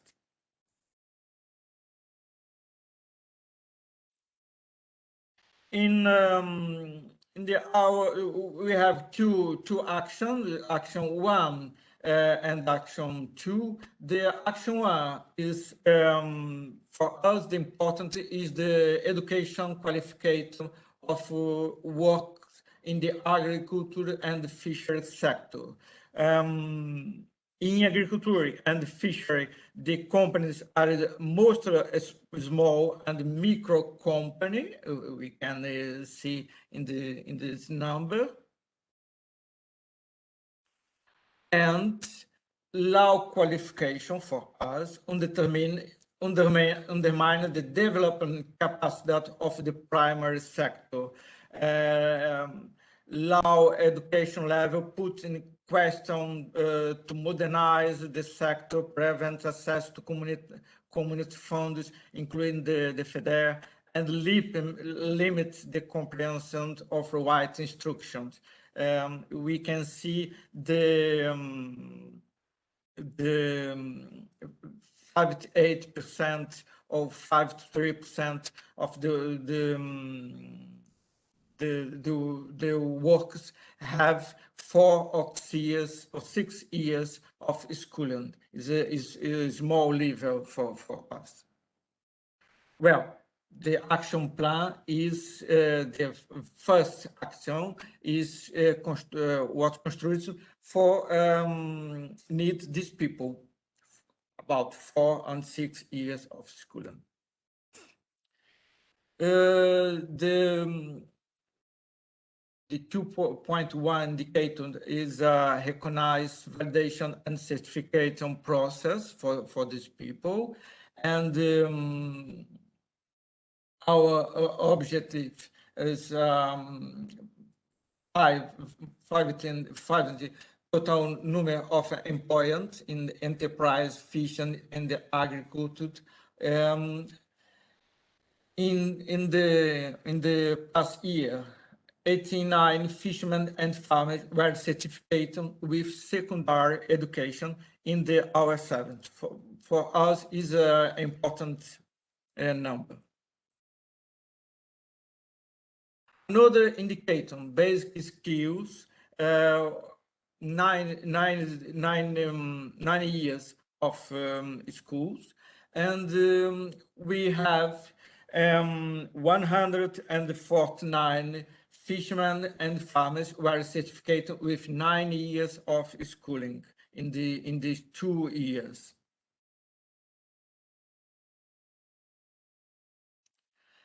Action 2, well, Action 1, the important for Action 1 is the qualification, school qualification.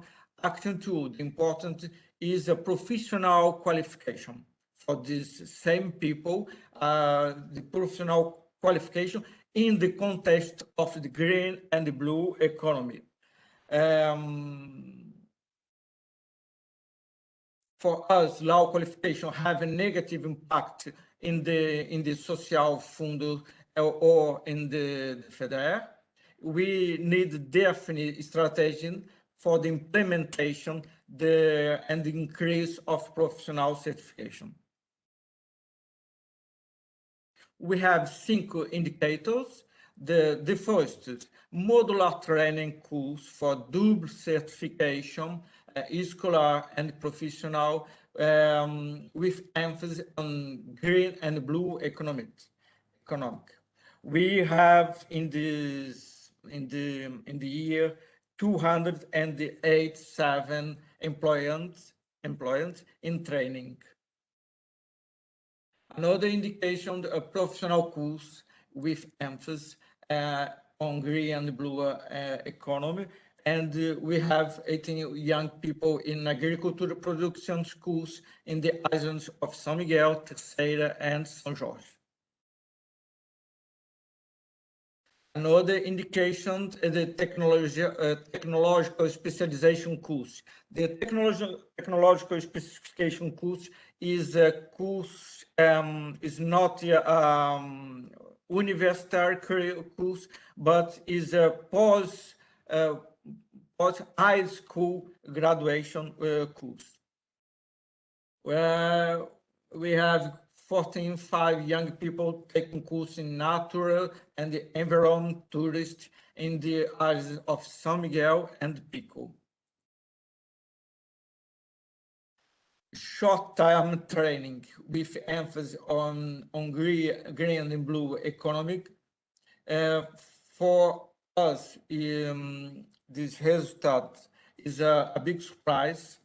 300 people employed and training in the pandemic context. And finally, employability skill training, unemployment work population by developing basic skills. And we have 18 people in training, and green and blue economic only.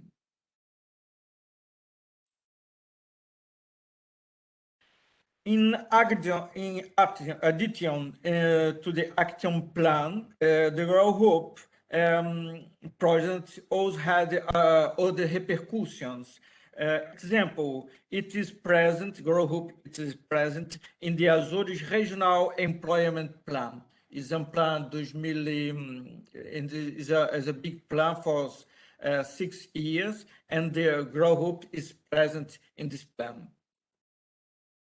Another important repercussion is the Azores Recovery and Resilience Plan, and we have in this plan the green and blue economy is part of the Recovery and Resilience Plan.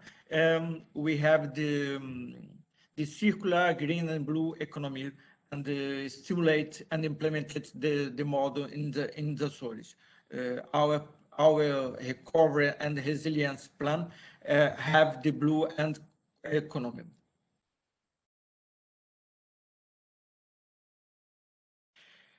We have two training plan,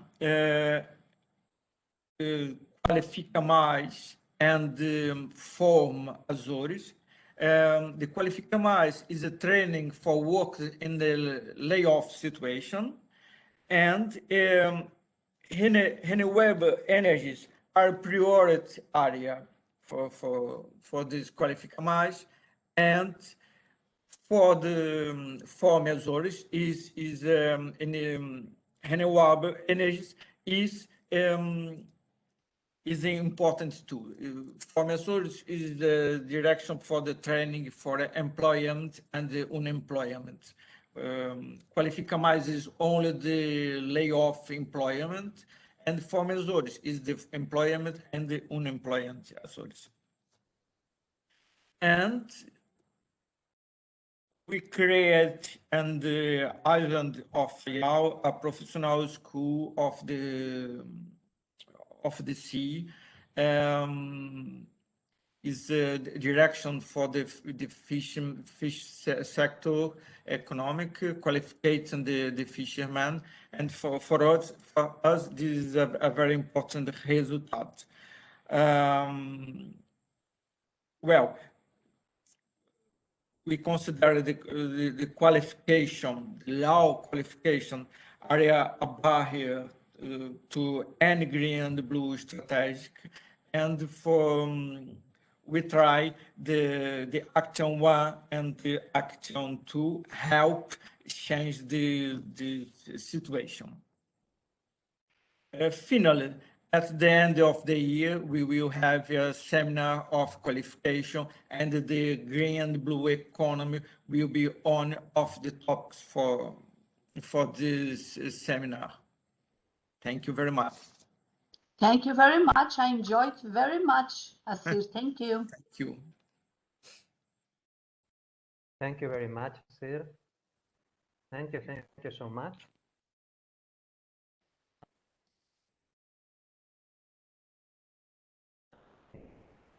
Okay. Now, last but not least at all, is the time for Martinica in the Caribbean.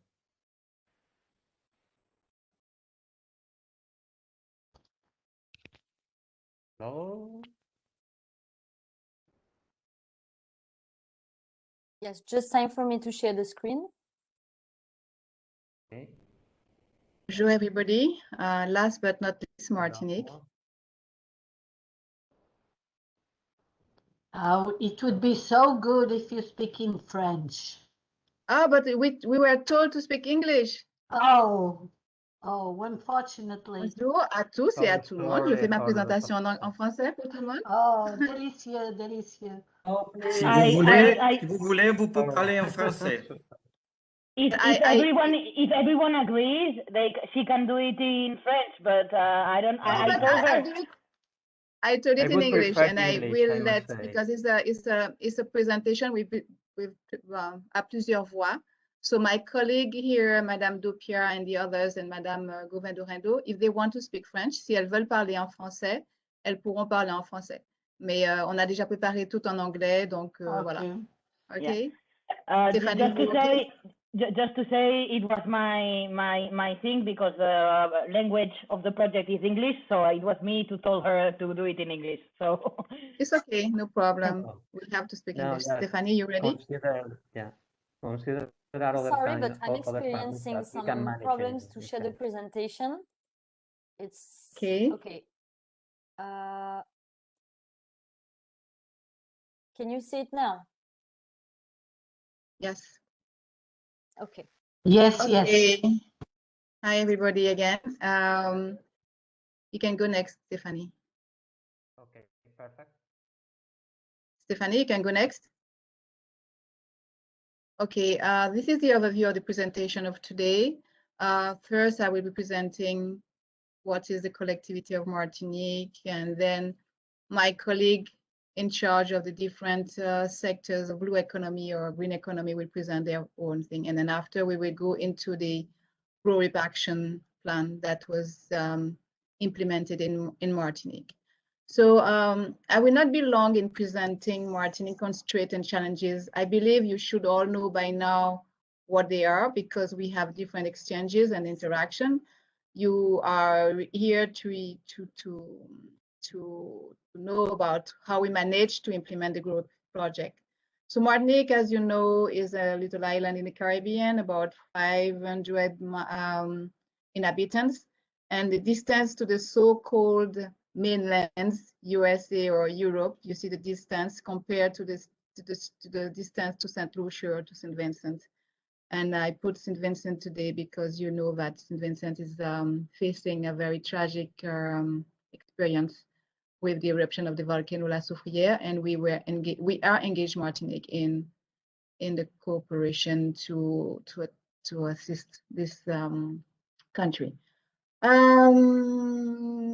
Yes, the integration for us is the key, you see, because the closer is the best way to go as a priority. Cooperation has always been our priority, but sometimes so close yet so far because of inadequate transportation. So thank God we have digital tools, but that's only allowed to reduce distance, but it doesn't really totally satisfying. What is the collectivity of Martinique? It is the creation. It's a new creation. It's a unique entity because it's the result of two old bodies, the regional council, like the Réunion, and the Conseil régional and Conseil départemental.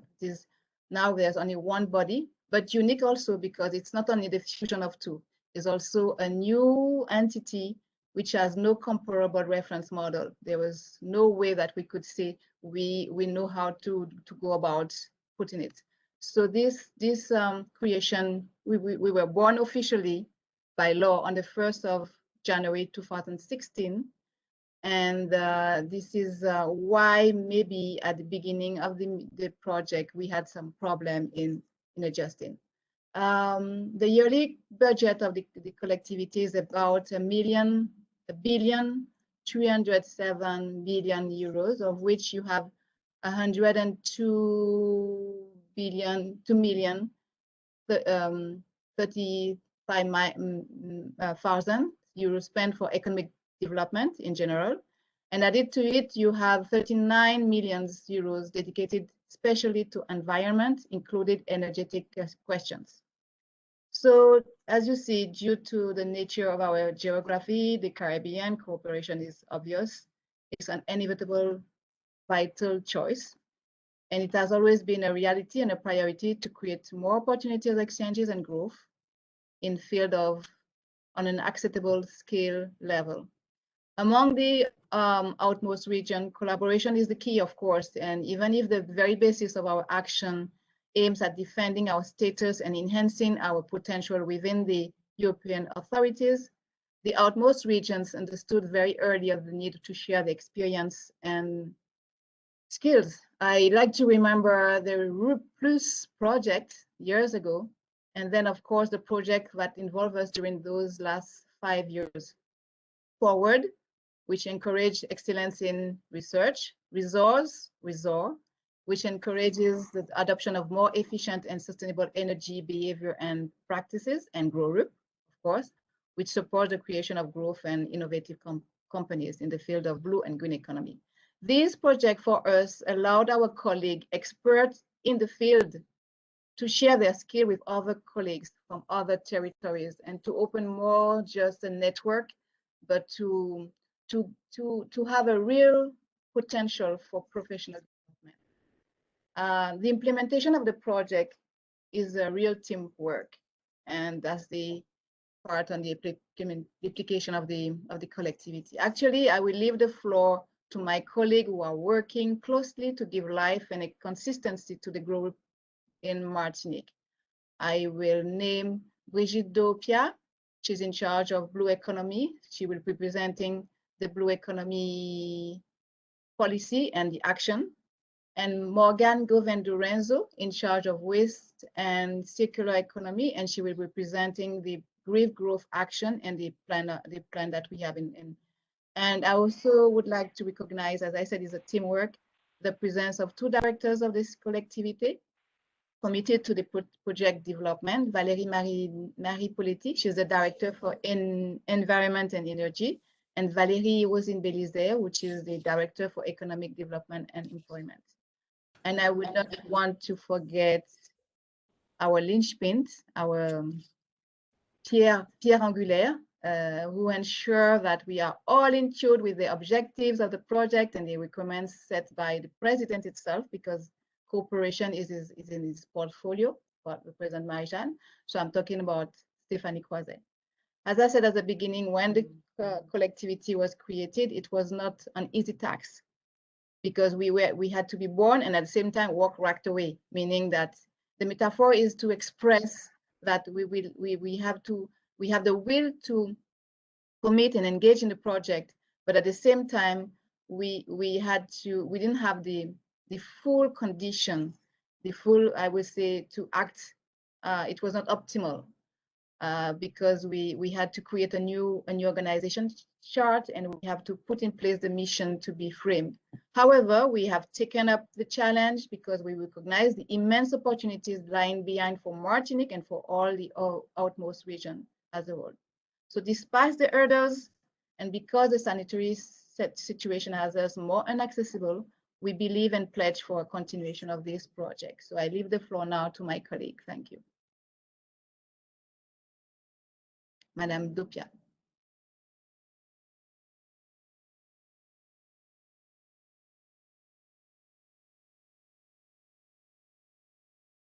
Brigitte Dopia, are you there?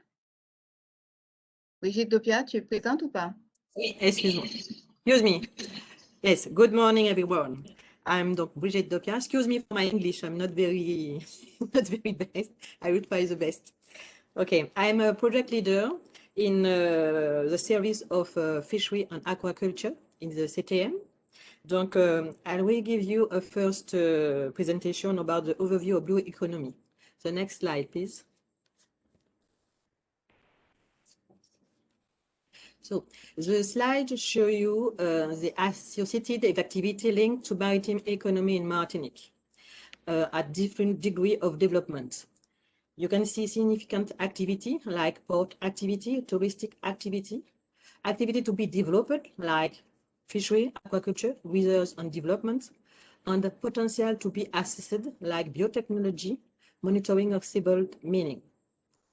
In 2015, maritime economy represented 1.7% of all companies registered in Martinique, 63.5% of the primary sector, aquaculture and fishery, 15% in the secondary sector, and 21% in the tertiary sector. The blue economic is in decline, fishery and aquaculture. Local production will only cover 15% of demand. So the sector identified as an activity to be developed through training, R&D, and innovation to contribute to the food self-sufficiency policy in Martinique. We can also say that the economic weight of the sector is estimated between 10 and 12% of the gross domestic product. The next slide, please. The next, yes, thank you. Alors, estimation of job. On this slide, you can see the estimation of job in the blue economy. Tourism activity, 71%. Blue employment, 25%. In the number of jobs dedicated to the blue economy represent 12% of the total employment in Martinique.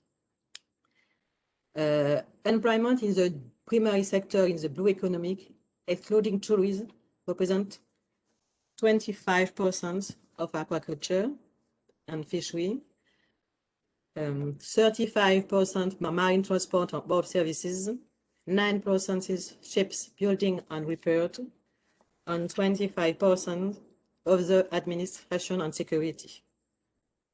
I take the next slide, the green economy.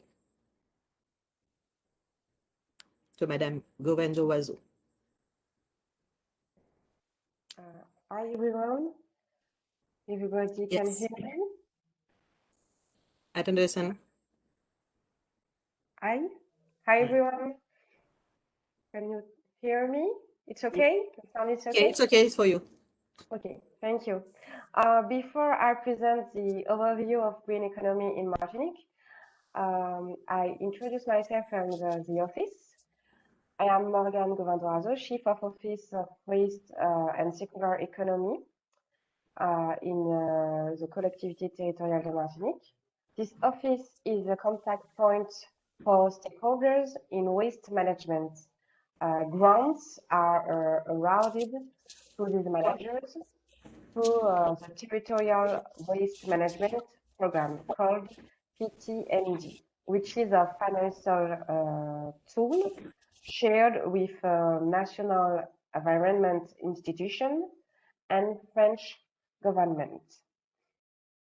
Okay, I present the overview of green economy in Martinique.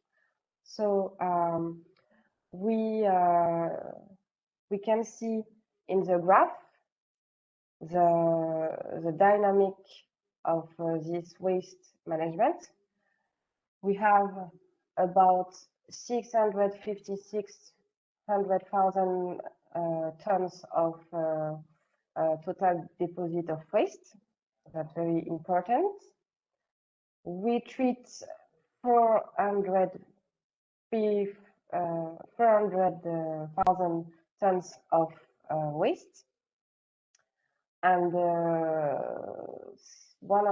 about 200,000 tons of organic and matter recycling, and 245,000 of landfill waste and incinerated waste.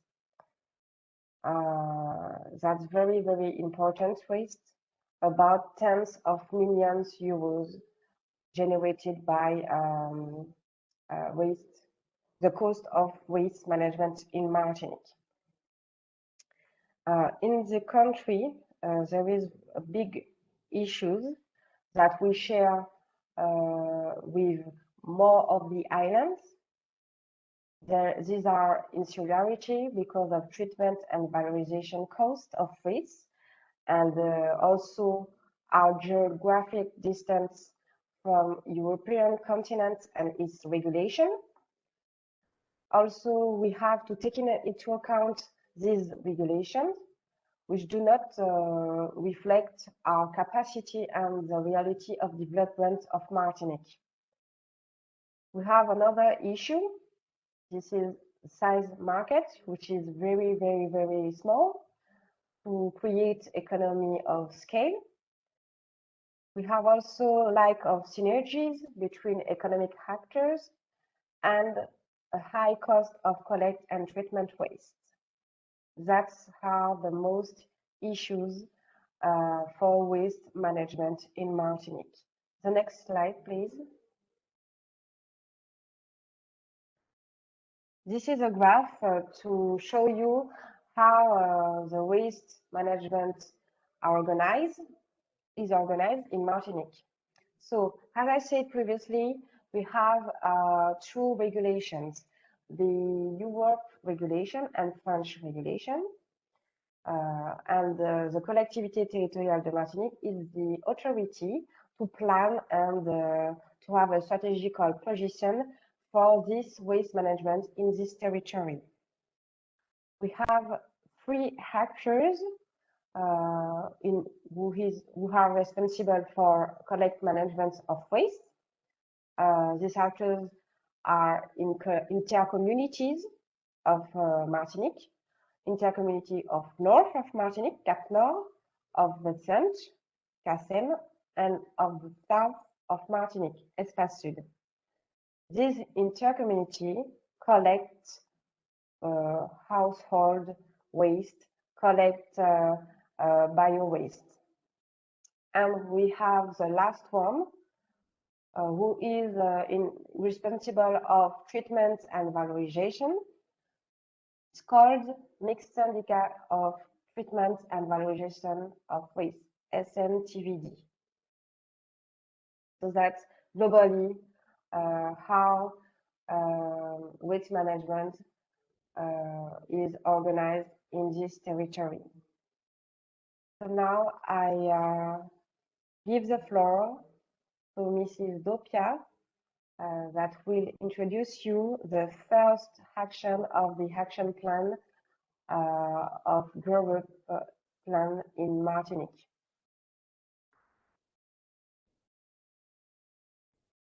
Mrs. Dopia, it's your turn. Excuse me. First, donc the action plan of the first action plan is implementation of Aquaculture Technical Center of Martinique. Donc we will show you 3 actions ongoing and 1 action foreseen. The next slide. Thank you. Alors, you can see in this board the different actions. The first, study and construction work for the establishment of the Aquaculture Technical Center. This technical center intends to develop new tools for experimentation, innovation, and support for sustainable development and structuring of the Martinican aquaculture sector. It will be financed by the FEAMP, that the mountain is 3.1, 2 steps. Actually, progress report, we have the study of feasibility and economic study will start at April 2021. The two action is training and transfer of competence from Infomer. We will recruiting 3 learners to manage and boost the blue stock and taking over of the future technical center. The same financial plan is the Fonds Social European and the CTM. Start of training June 2021. The third action is the creation of business incubator for aquaculture production. It is to support, secure and support during installation the aquaculture, giving cage on access to technical and administrative support. Financial plan FEAMPA 21-27. The project is definite. we are to look for implementation seat to be stopped, partner to mobilize, and administrative and procedure to be initiated. The third action foreseen is to make program measures with partners to develop cooperation with overseas RUP and the island of the Caribbean. The project is to be built. Thank you. The next slide, please. So you can see in this slide that all the action identified, research programs, study and construction of the technical center, training and transfer of competence, creation of business incubator, and financial mechanics to support aquaculturists must to increase the potential of aquaculture. We would like to put all over the action to accompany to with the technical center. The next slide, please. Alors, impact of the action of the policies. Filling and efficiency markets in aquatic project. Strive for food resilience. Develop and diversify the training offer. Now we are in progress to establishment of a campus of the sea. Increase local production in order to create employment and add value. Develop innovation for sustainable production. Strengthen and develop cooperation link between the ORC and the island of the Caribbean. Next slide, please. How the action of good practice impact of the policy improvement. The first action of the technical center will be to save the existing 5 aquaculturists in freshwater and marine water, consolidate, secure, and develop this sector. Second, encourage of activity in the territory and structuring of the sector. Now, the association and the cooperative of producteurs is not fonctionne pas. And the other importance of action have to made it add value of the production. So the next slide, please. Idea for the future. Excuse me. There is 12 years ago, is the Association of French Overseas Aquaculturists have come together in the Union of Overseas Aquaculturists, called UAOM, to resolve the obstacles they encounter of the sector. Every 2 years, they got together to develop joint projects.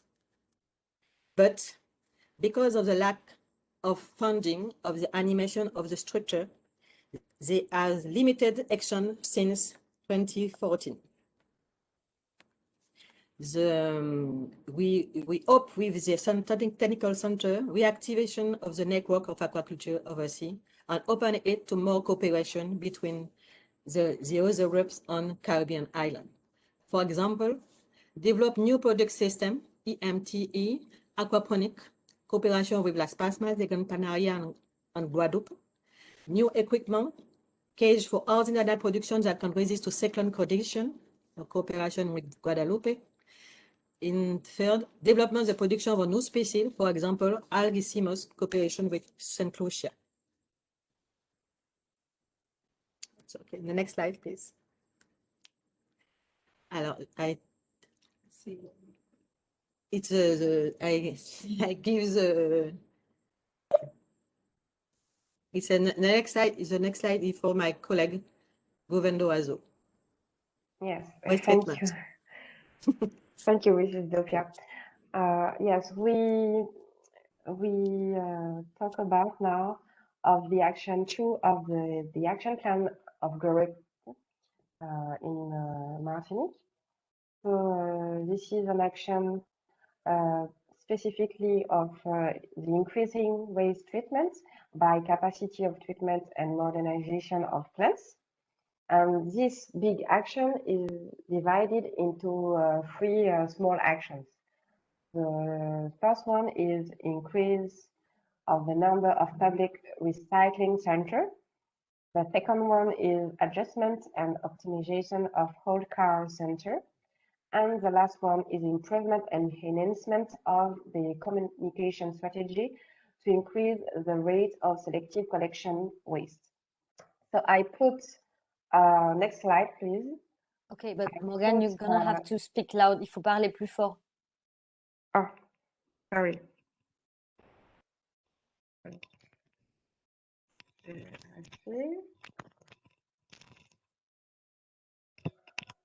It's better now? Okay, sorry. I put a table to summarize these small actions, type of action, a short description, the funders, the total amount of the project, and how the stage now, how is the stage for these actions. So the first one is increase of the number of public recycling center. This is an action who is included to the PPGDM. This is the public plan of waste management of Martinique, PPGDM, plan de prévention et de gestion des déchets de la Martinique, which have the objective to increase the number of waste collection centers, public or private centers. The projection of this plan is to have 22 collection centers. Nowadays, we have 11. In 11 we had 11 in 2017, but nowadays we have 13 in 2021. We need 9 more as is scheduled in the PPGDM. So this action will be combined with a massive waste sorting in order to increase the global volume treated in our territory. So the funders,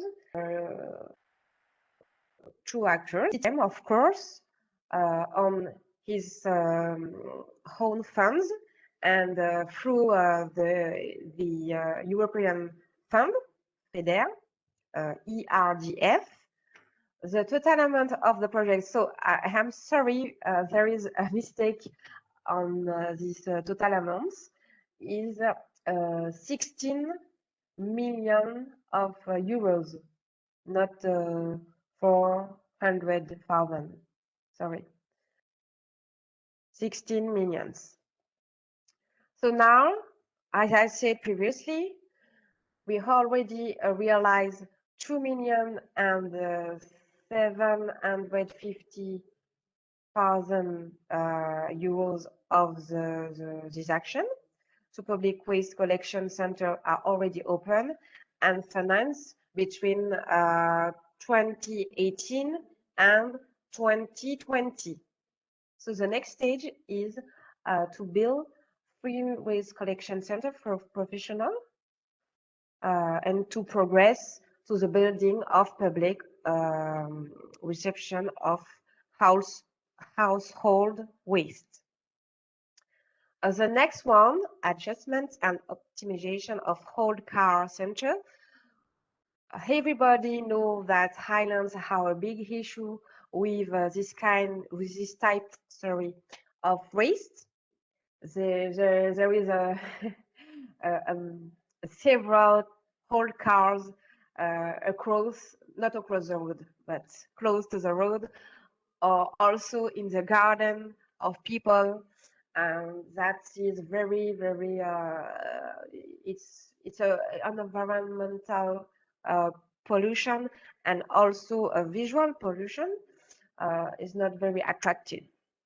So in order to improve the efficiency of the depollution process, with a better rate of valorization of the whole car, and also to take into account the new generation of these vehicles in our territory. We put these actions, which is funded by a regional program called Programme Territorial de Maîtrise des Déchets. I presented this program when I presented myself. This is a financial tool piloted by CTM, French government, and National Environment Institution called ADEME. So this precise action is funded by own fund CTM. The total amount is about 155,000 euros, 100,000 euros.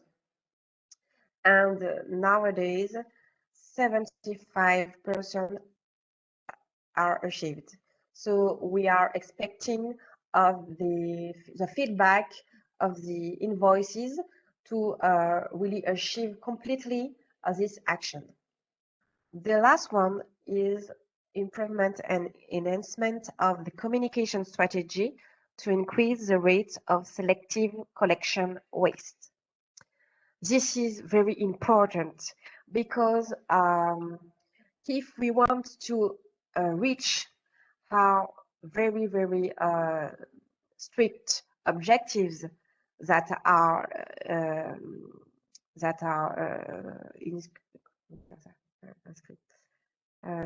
put in the PPGDM, we have to sensibilize the population. We have to aware the population, about how to make the selective collection waste. So for the reason, we want to have a massive communication. Communication is a priority action, very priority action, to achieve the objective of a prevention linked to non-hazardous and non-inert waste. Two main axes for these years: work on the global consistency of the message addressed to the targets on all the territory, and to have an efficient communication. The funders are CTM through the territorial plan of maîtrise des déchets, the National Environment Institution. Also, we can find private donation and the intercommunity of the Fund of Martinique. The total amount is about 200,000 euros, and this action is completed achieved. So we just need the last invoice to solve it, to achieve it. Sorry.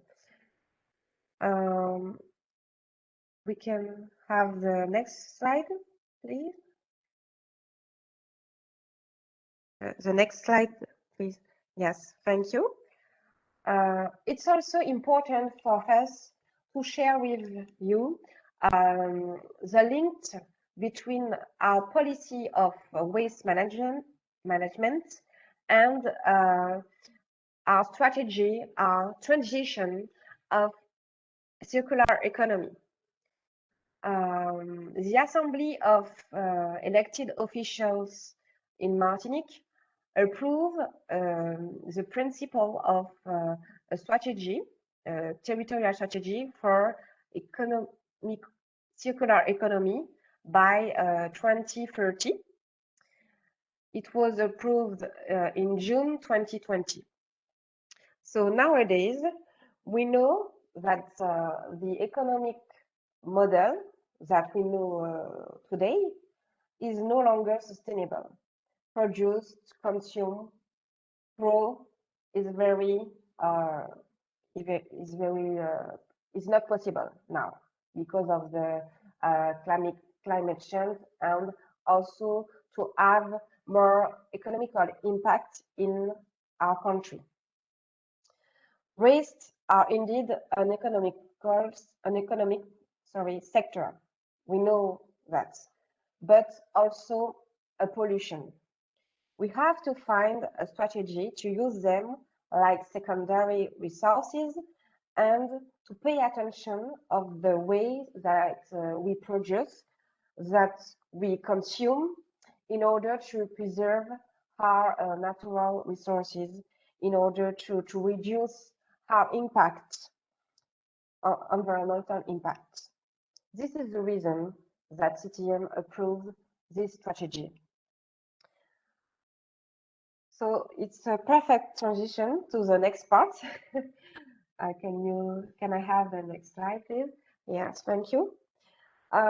These are illustrations about how we make to implicate the most more stakeholders, sorry, in our policy. The picture on the left side, this is a meeting to discuss on the strategy to remove old car and also the new vehicles are drive in Martinique, and also we constitute a new stock of old car. This was at the end of January 2021. You have to know that we have a structure, a territorial structure, who has financially support by car dealers in Martinique. This structure helps mayors to remove old cars, so that mayors not pay to the removal of the car. And we see that the number of old cars are also important. So we want to work to an evolution of this dispositif to remove more old cars. That's the reason we take this meeting at the end of January 2021. The right picture is an illustration. No, the picture of the right is an illustration of the communal dump located at the center of Martinique. This is the collection center that I talked about previously, a new one at Saint-Joseph. The next slide, please.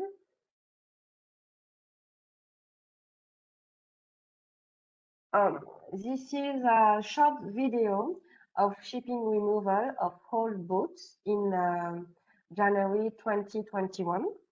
Why I put this video? This is to explain the link between the strategy of removal of old car and the strategy of removal of boats, old boats.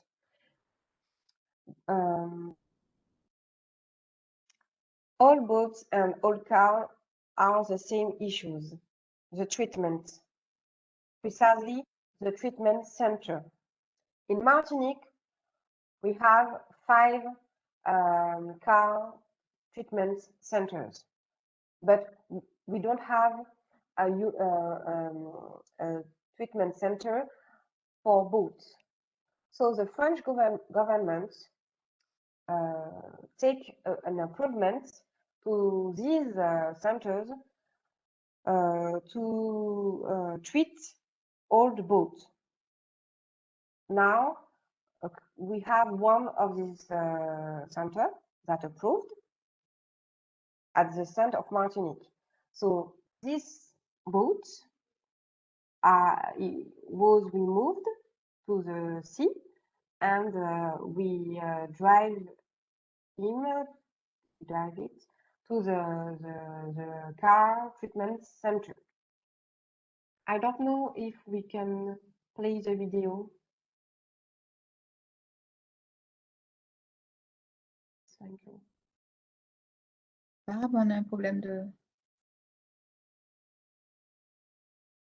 It's quite slowly. Je pense qu'on peut arrêter et continuer. Yes, I can move on.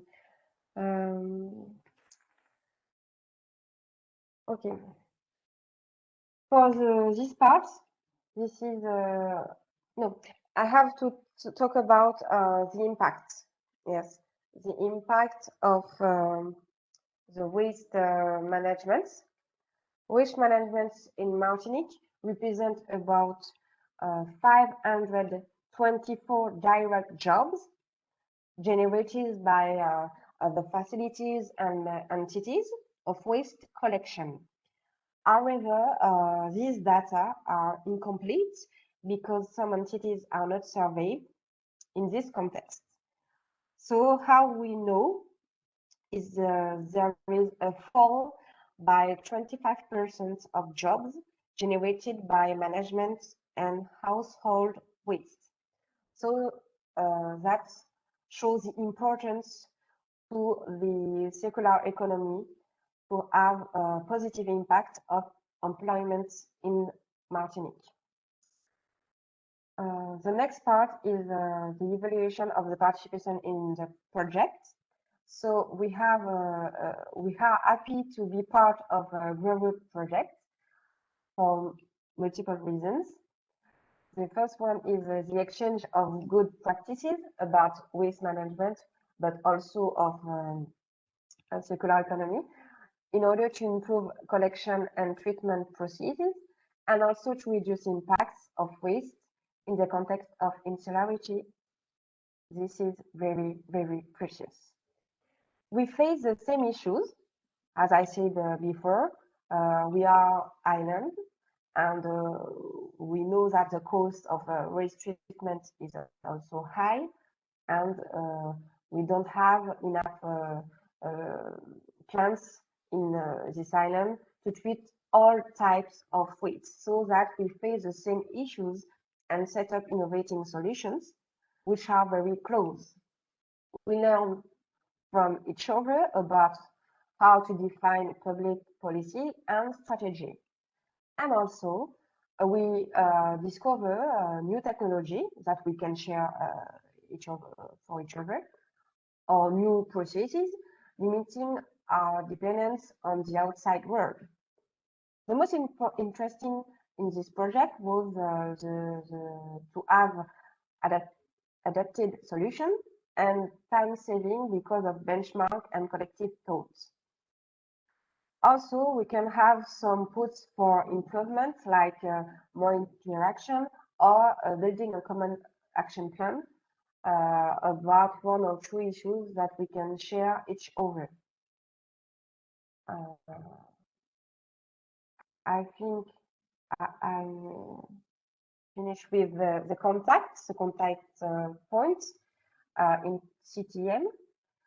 Green and circular economy, this is myself, Morgane Gourmet-Dorazo. Blue economy, as I said, as Madame Mrs. Marie-Jeanne said, this is Valérie Dbelser and Brigitte Dopia. And you know the project supervision, Mrs. Marie-Jeanne and Mrs. Croiset. I think, Mrs. Marie-Jeanne, I can give you the floor for the conclusion, because I achieved my part. Well, the conclusion is thank you for the attention. And as I said, is a teamwork. So thank you for everybody. Hope you were able to follow our information. Thanks. Stephanie, put on your video so that we can see the team. Thank you so much for the quantity of information, a lot of things to process, I think. According to Daniel, we cannot hear you. Once again, thanks a lot for this bunch of information, because it's a lot of information to process. And now would be the moment to think in the future, okay? But I don't know. This has been a long meeting, and maybe the most of you are a bit tired to start thinking or to this. I don't know. It's up to you. I was thinking during the conference, and maybe one step could be create something as a community of practice that can be more or less easy to manage and cheap in order to share and maintain the links and the cooperation after the end of the project. You know, a place, an online place, of course, where we can share what are we doing with our action plans and also with activities related with the subject of the project. I don't know what you think about the idea.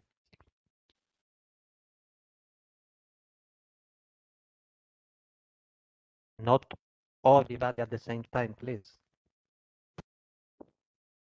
If I can speak? Yes, please. I told in my introduction that this is for us. It has been to take up the challenge when we were supposed to build our own collectivity and build a spirit of appropriation of the project. But we are there, and we believed, as my colleague said, my colleague Madame Dopia, we can see Madame Belizer next to Madame Dopia here. You can see Madame Gorendoendo, Stéphanie Croiset. For us, is more than a project. It's really impacting our way of working together. So we pledge to find a continuation. I'm talking about overall strategy. Now, my colleague might speak more deeply in their sectors, blue and economic, but there's room for continuation. Maybe also for we need to simplify maybe some of the I would say administrative procedures. But this we can talk in another meeting. But for us, it's a new process in terms of managing a project or be part of a project of that such. But thanks to, as I said, our linchpin, Stéphanie, we were able to stay in the track. But yeah, there's room for more. Yeah, more opinions on the ideas. Well, I remember you also that the network RUP employment is a reality. We are sending, I don't know if to all of you, but I suppose that most of you, the monthly newsletter of the RUP employment network. And this could be also a way or a platform in order to continue with maybe new projects or maybe just sharing experiences in order to know each other what are we doing in our places.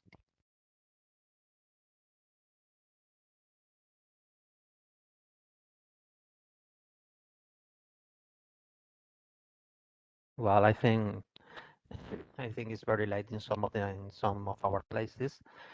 Thank you for your participation. Thank you for your support during this event. We will keep in contact by mail and by video conference because there are a lot of work already to do in order to justification and in order to close properly the project, and also in order to think about new projects for the next future. Thanks a lot again in the name of the lead partner of the Canadian Employment Service, and see you soon anywhere. Can you have everybody Better put in the on the flesh. video so we can take a picture? Yes, do please. Yeah, yeah, do please. I will do.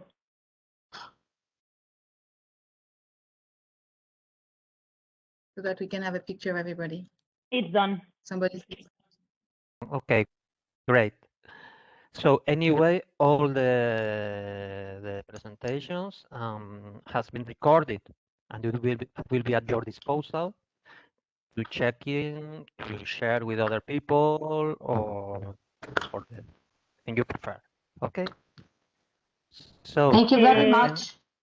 Just a last thing to insist in what Daniel says. This is Lucia. You've seen me thousands of times through email. Please answer my emails. This is like really important. Okay, we are near the end of the project. As you know, the project ends in June 2021, and there's again a 1-year certification that must be done. I know the French partners are still waiting for the validation of the last expenses, and I also told you that tomorrow we have a meeting with the Joint Secretariat to talk about that. But the rest of you, please, Madeira and Azores, I never had a problem with your feedback, but bear in mind that the last report includes 1-year expenses and that you must begin working on it.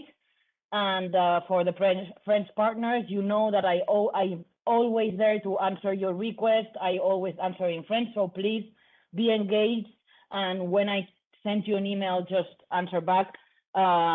Stephanie and Marie-Jeanne has been telling she's done an amazing job in the last month. So I wanted to congratulate her because she took back a 2-year delay, and in a few months, she got it back. So I just wanted to say that. Thank you, Stephanie, and keep like that. And you know that I'm always there to assist you in any kind, and we must cooperate together in order to have a good end of the project, okay?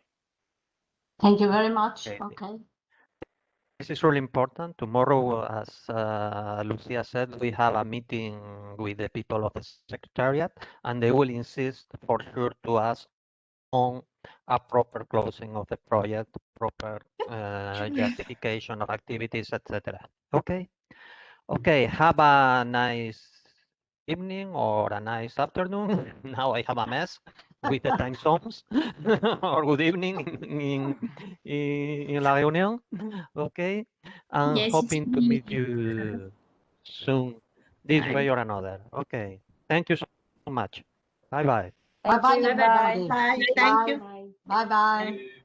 Thank you.